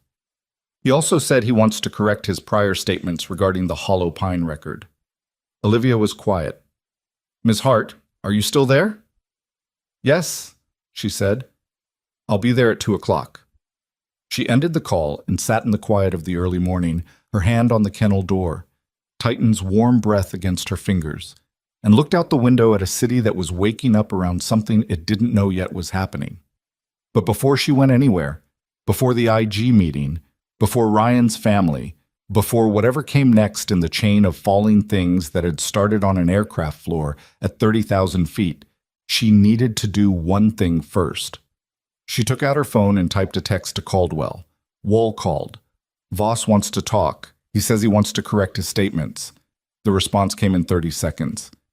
"I know. She called me too. There's something else. Fitch is not cooperating.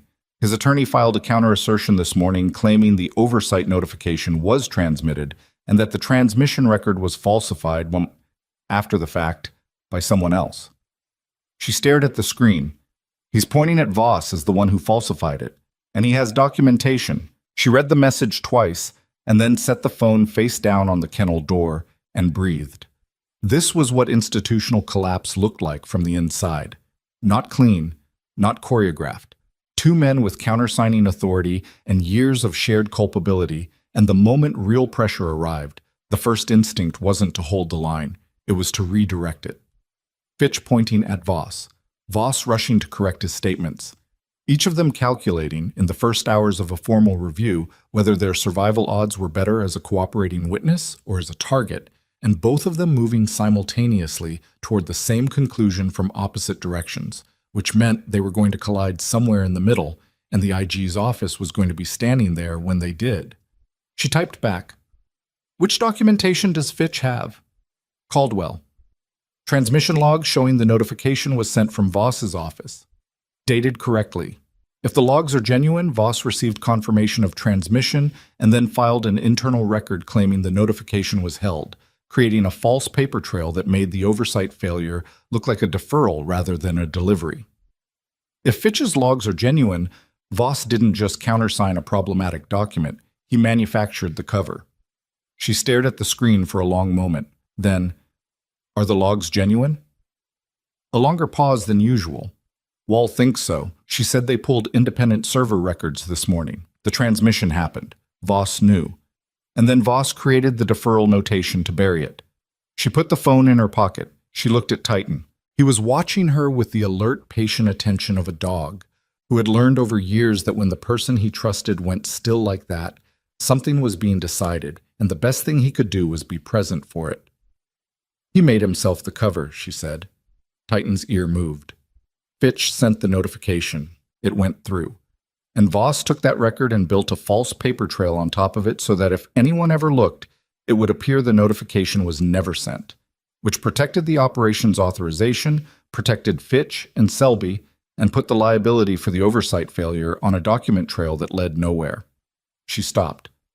And then Ryan's mission went wrong, and people died, and the record needed to be altered to prevent the whole thing from unraveling, and Voss was already practiced at altering records by then. She picked up the phone. I'll be at the IG's office at 1, not 2.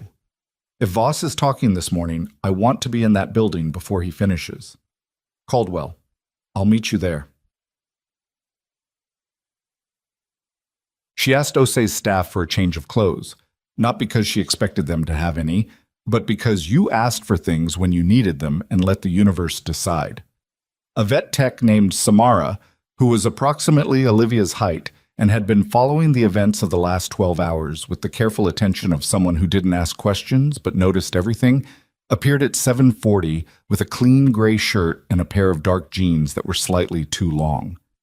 Olivia rolled the hems and washed her face in the staff bathroom and pulled her hair back and looked at herself in the mirror for a moment. She looked like what she was, someone who had been awake most of the previous 36 hours, had spent a portion of them on an aircraft floor, and was now preparing to walk into a federal building and put 6 years of institutional silence on the record under her own name. She looked also like someone who had decided. She said goodbye to Titan, who pressed his nose against her hand through the kennel door and held it there until she pulled away, and she told him she would be back before tonight, and he looked at her with the specific calm of a dog who had learned, in the worst possible conditions, that she came back. She always came back. So the Inspector General's office occupied the 4th floor of a building on G Street that looked like every other federal building on that block. All authority and no warmth. The architecture of permanence rather than welcome. Olivia arrived at 12:50 and found Caldwell waiting on the steps with 2 cups of coffee, which he handed over without a word and which she accepted without one, and they went inside. Senior investigator Donna Wall was a woman in her mid-40s with reading glasses pushed up on her head and the particular efficiency of someone managing 3 simultaneous timelines and not letting any of them show. She greeted them in the 4th floor reception area, shook both their hands, and walked them toward a conference room with the brisk forward momentum of someone who had been waiting for this meeting since 6 in the morning. I want to brief you on where we are before we begin your formal statement, Wall said, setting a thick folder on the table. Admiral Voss came in at 8:30. He provided a 3-hour recorded statement in which he confirmed the authenticity of the transmission logs and acknowledged that the internal deferral notation, the document that made the oversight notification appear to have been held, was created in his office under his direction after the fact. The room was very quiet. He said he was acting on direction from above, Wall continued. He named Selby as the person who instructed him to create the false notation. He claims he was told it was a temporary measure pending a legal review of the authorization, and that he was assured the notification would be formally resubmitted through proper channels once the review concluded. She paused. No resubmission was ever made. He's giving up Selby, Caldwell said. He's providing testimony against Selby, yes, in exchange for consideration in how his own conduct is characterized. Wall's voice was professionally neutral.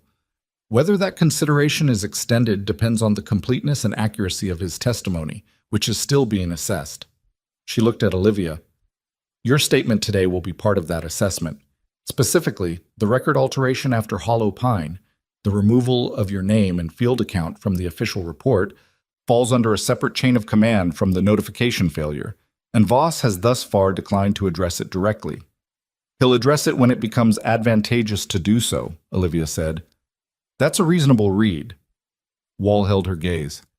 Which is why your testimony needs to establish the record independently, not through Voss's account of events, through yours. I understand. Good. Wall opened the folder. Then let's begin. The statement took 2 hours and 40 minutes. Olivia had never given this account before. Not the full version, not on record, not with a recorder running and an investigator asking follow-up questions in real time. She had carried it in pieces. The 40 seconds with Ryan, the first detonation, the triage sequence, the broken fingers and the 400 meters and the weight of the dog across her arms. The debriefing 8 months later where she had been told the record was finalized and had said nothing because she had been 29 years old and exhausted down to the marrow and had not yet understood what saying nothing would cost her. She was not 29 now. She spoke in the same flat, sequenced voice she'd always used for medical reporting. This happened, then this, because it was the most useful voice for this kind of material, and because she had learned a long time ago that the facts were more devastating than any emotional frame she could put around them. Wall asked precise questions. Olivia gave precise answers. Caldwell sat to her left and said nothing, which was the most useful thing he could have done. When it was over, Wall set her pen down and said, "I want to be direct with you about the timeline. The formal review process has no fixed endpoint.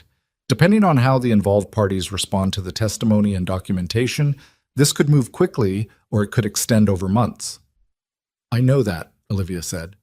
"What I can tell you is that the record alteration, your removal from the official account of Hollow Pine, constitutes a falsification of a federal military record.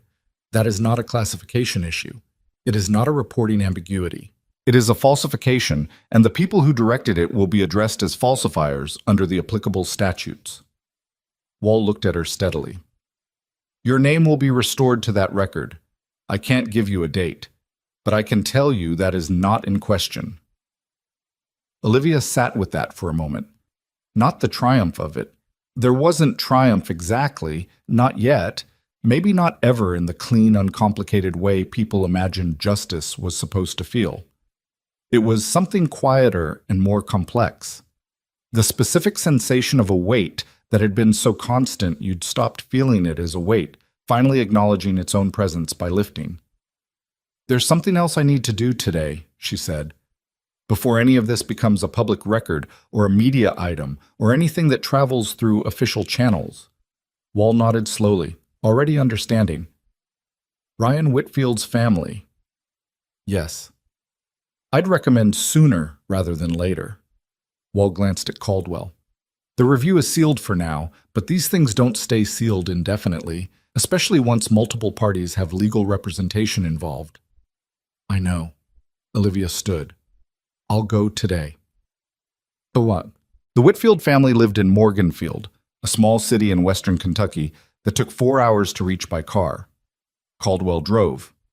Olivia didn't argue about it. She was operating on 6 hours of sleep and the specific adrenaline plus exhaustion cocktail that kept you functional but made highways unwise.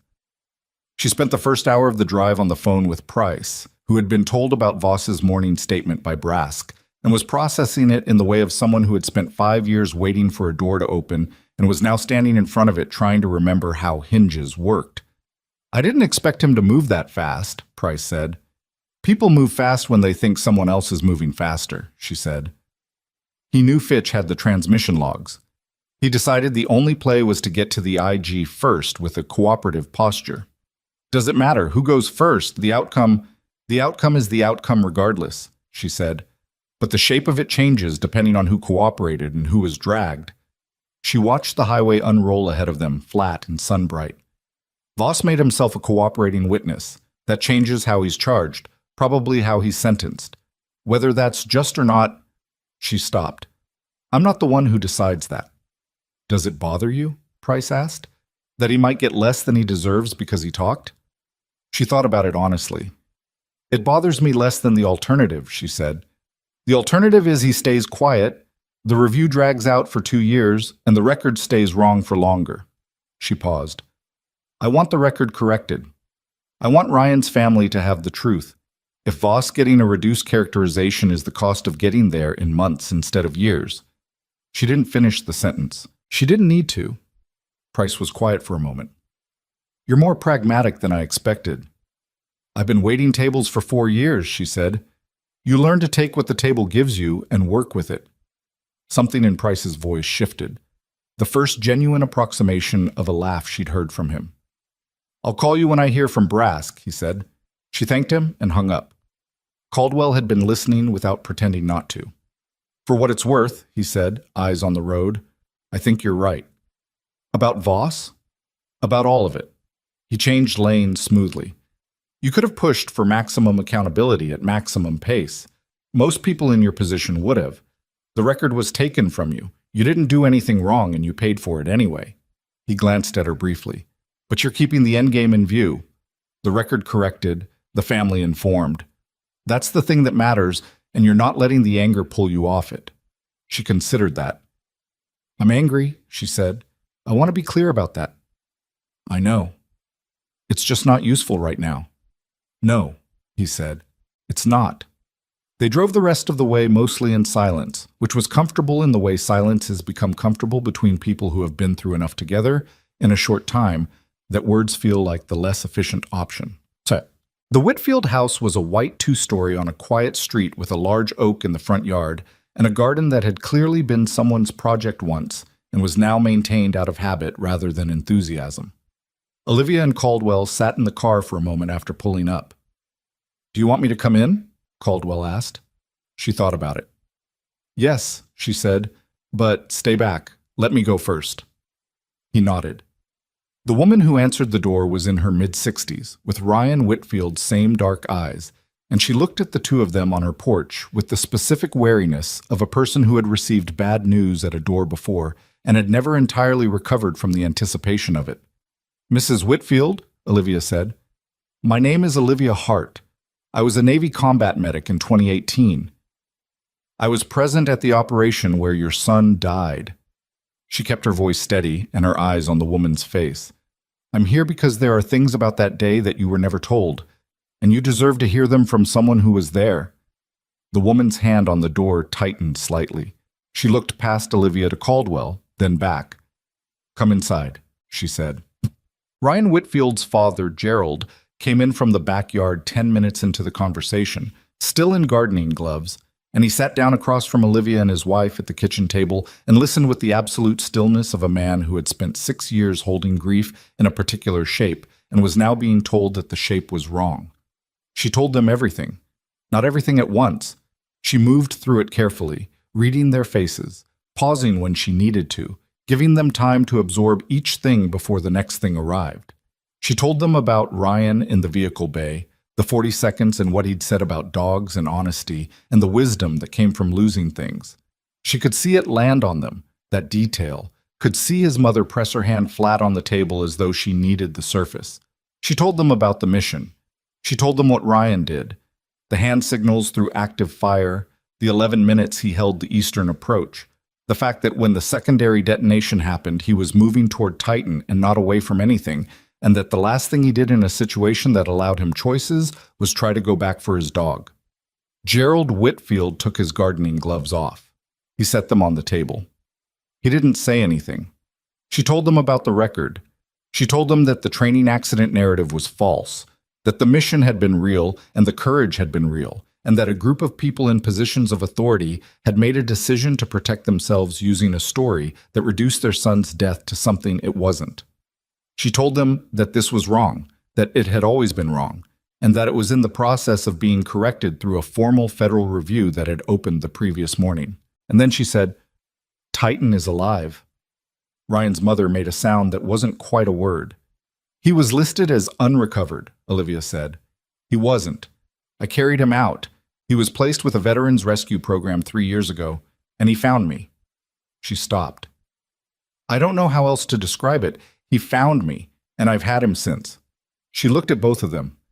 He's in Washington right now, recovering from surgery. He's going to be okay. She paused. I thought you should know that a piece of Ryan made it home. The kitchen was quiet. Gerald Whitfield looked at his hands on the table for a very long moment. When he looked up, his eyes were wet, but his voice, when it came, was the voice of a man who had spent 60-plus years learning how to carry things. He loved that dog, Gerald said, more than... He talked about that dog like some people talk about family. I know, Olivia said. Titan talks about him too, just in the way dogs do. Something broke open in the room then. Not violently, but the way a window breaks when the pressure difference on either side has been building for too long. Sudden and clean, and followed by air. Ryan's mother, whose name was Carol, reached across the table and put her hand over Olivia's. She didn't say anything for a long time. When she did, her voice was very quiet. "Were you with him? At the end?" "For about 20 minutes, Olivia said. "He wasn't alone." Carol nodded, slowly absorbing that. "He was proud," she said. "Ryan. He was so proud of what he did. And we were told it was a training accident, and we couldn't put that together with the person we knew. We kept thinking we must have missed something, that we didn't know him as well as we thought." She squeezed Olivia's hand. "We knew him." "You knew him exactly right," Olivia said. Caldwell, who had been standing quietly near the doorway through the entire conversation, stepped forward. Then, he introduced himself to Gerald and Carol, and he told them that the formal correction of Ryan's record was a matter of when, not if, and that when it was corrected, it would reflect what had actually happened: his rank, his conduct, his actions under fire, and that he personally intended to ensure that correction was complete. Gerald Whitfield looked at him for a long moment. "Took 6 years," Gerald said. "Not accusatory, just a fact." "Yes, sir," Caldwell said. "It did. I want to understand why." Gerald's voice was steady. "Not the bureaucratic why, the human why. Why somebody decided my son's death was something to be managed." Caldwell didn't look away. "Because the people who made that decision were protecting themselves. There's no better explanation than that. They were afraid of what the truth would cost them, and they calculated that it would cost them more than it would cost you." He paused. "They were wrong, and they're now in the process of finding out how wrong." Gerald looked at him for another long moment. Then he looked at Olivia. "Will you bring the dog?" he asked. "When he's recovered enough to travel, will you bring him here?" "Yes," she said. "That was always going to be part of this." They drove back to Washington in the early evening, the sky going orange and flat ahead of them, and somewhere around the 2-hour mark, Olivia's phone showed a notification from the IG's office, a formal acknowledgement that her statement had been entered into the active review record, assigned a case reference number, and designated as primary testimony. She read it and set the phone on her knee. "Selby's attorney called Wall this afternoon," Caldwell said. "He'd apparently gotten a notification of his own.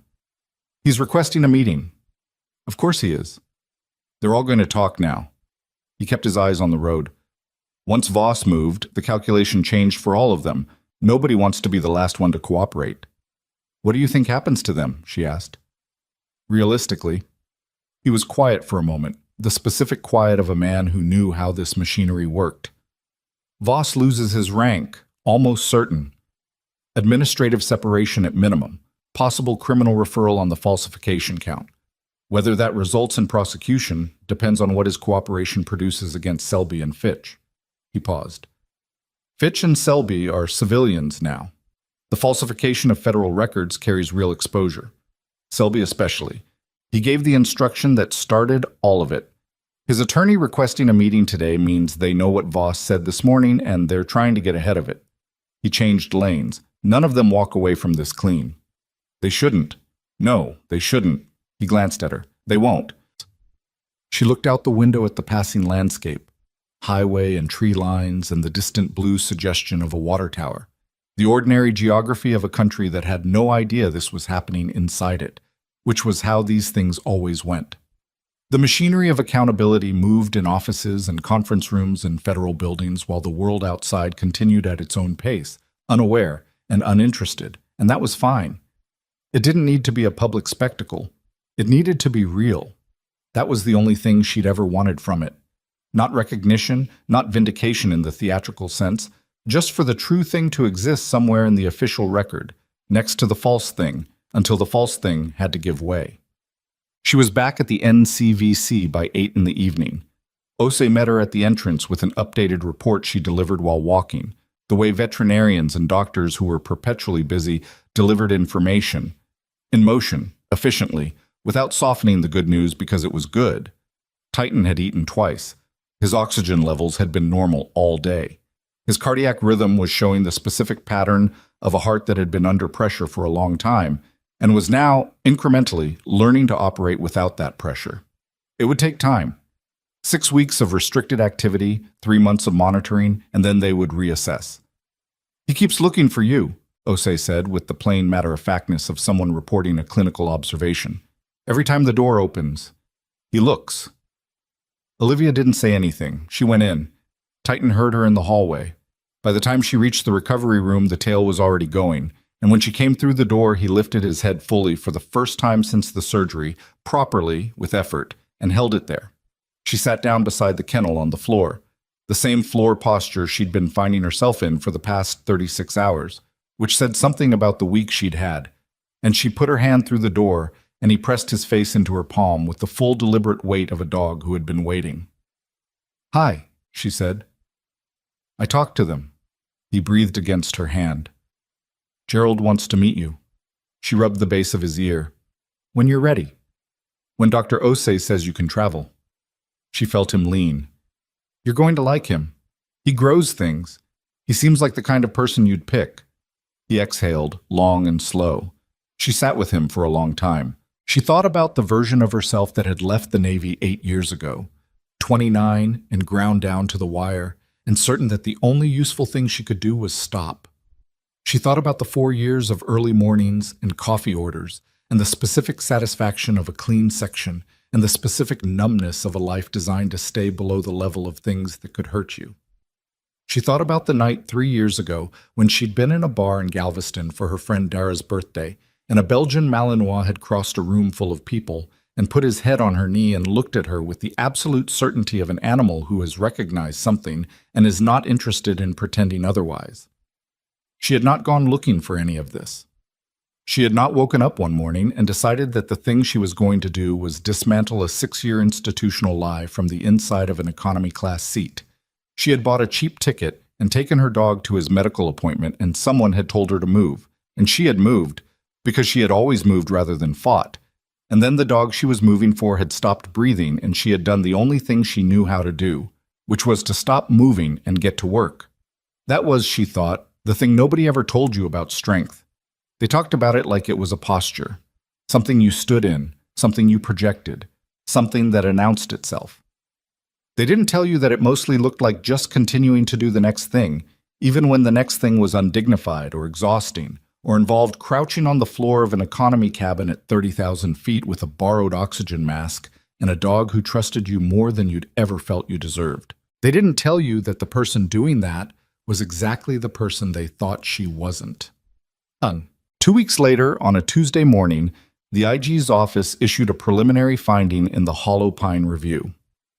The finding ran to 43 pages. Olivia read it in Osei's break room with a cup of coffee she actually tasted, which felt like progress. The language was formal and specific, and almost entirely stripped of the emotional register of what it was actually saying, which was the bureaucratic way of saying true things that had been false for a long time. The falsification of the Hollow Pine after-action report was confirmed. The names of the reporting officers who directed the removal of key personnel and field accounts from the official record were named. The oversight notification failure was confirmed and attributed to a deliberate act of administrative concealment rather than procedural error. Warren Selby was identified as the originating authority for the concealment directive. Admiral Marcus Voss was identified as the implementing officer, with a finding of willful participation in the administrative falsification. Major General Alan Fitch's testimony had established the chain of instruction and had been assessed as credible by the investigation panel. On page 31, under the heading Record Corrections, the finding stated that the official record of the Hollow Pine operation was to be amended to include the full field account of the engagement, including the triage actions performed by then-active duty Navy combat medic Olivia C. Hart under hostile fire conditions, and that Hart's contributions to the survival of 3 personnel and 1 military working dog were to be formally documented in her service record. On page 32, the finding stated that the cause of death for Sergeant Ryan K. Whitfield was to be corrected from training accident to combat fatality in the line of duty, and that his service record was to be amended accordingly, including formal documentation of his actions during the final phase of the engagement.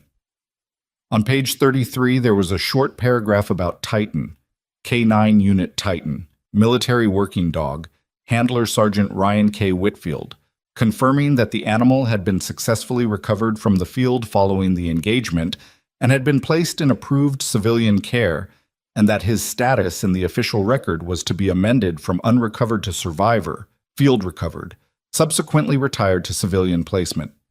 She read that paragraph 3 times. Then she set the coffee down and sat for a moment with her eyes on the wall of the break room. Plain white, slightly scuffed, a motivational poster about teamwork that someone had hung at a slight angle and nobody had ever fixed. And she breathed. Caldwell called at 10:30. "You've seen the finding," he said. "Yes." Voss accepted administrative separation yesterday. His retirement is being processed under the revised characterization. The finding goes into his file. He keeps his pension, but the rank is gone. He paused. Selby's attorney entered a plea agreement with the DOJ this morning. He's cooperating fully. Fitch's situation is more complicated because of the falsified transmission claim. There are competing versions of events that need to be reconciled. But the finding is clear enough that he has no viable defense for the concealment directive. "What does cooperating fully mean for Selby?" she asked. "Probably supervised release and significant fines rather than custodial time given his age and the cooperation." His voice was even. "I know that's not—" "It's what it is," she said. "The record is corrected. Ryan's file is corrected. Titan is a survivor in the official record." She paused. "That's not nothing." "No," Caldwell said. "It's everything that matters." There was a pause between them. "The Navy's JAG office called me this morning," he said. "There's a formal recognition ceremony being planned for the personnel from Hollow Pine, including the corrections to Ryan's record. They want you present. I'll be there. And there's a Medal of Commendation recommendation that's been submitted for your actions during the engagement." He was quiet for a moment. "I submitted it. I should tell you that directly." She was quiet. "You don't have to accept it," he said. "I know." She looked at the slightly crooked poster on the wall. "I'll accept it." 6 weeks after the surgery, on a Saturday in early autumn when the air had gone from summer's heaviness to something clearer, Olivia drove to Morganfield with Titan in the back seat. He had his head out the window for most of the drive, which Osei had not technically approved but had not technically prohibited, and his ears went back in the wind and his eyes half closed with the specific expression of an animal who has decided this is exactly where he is supposed to be. Gerald Whitfield was in the front yard when they pulled up. He was doing something to the oak tree, trimming a low branch, it looked like, and when the car stopped, he set the clippers down and came toward the curb, and he stopped when Titan climbed carefully out of the back seat and stood in the driveway in the autumn light. Gerald looked at the dog for a long moment. Titan looked back. His tail moved, careful and deliberate, the way it moved when he was deciding something. Then he walked forward, slowly, the slight hitch in his step that would always be there, and he crossed the 3 feet of driveway and pressed his head against Gerald Whitfield's hand. Gerald Whitfield put his hand on the dog's head and stood there, and he was quiet for a long time.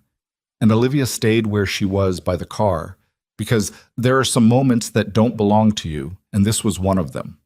Carol came out of the house. She stopped on the porch steps and saw her husband's hand on the dog's head, and she sat down on the steps and watched, and her face did the complicated human thing that faces do when something they have been mourning unexpectedly shows up in a form they can touch.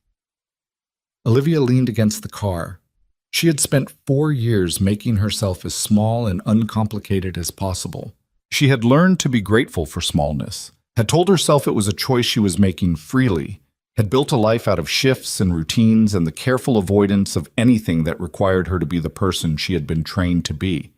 And maybe that was necessary for a while. Maybe you needed the years of plain coffee orders and wiping down tables and leaving it all at the door. Maybe the smallness was the only thing that let the wound close enough to scar. But she was done being small.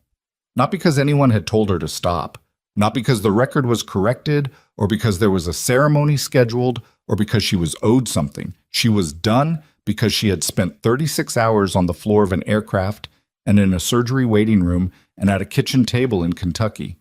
doing the things she'd been trained to do, being exactly who she was, and the world had not ended.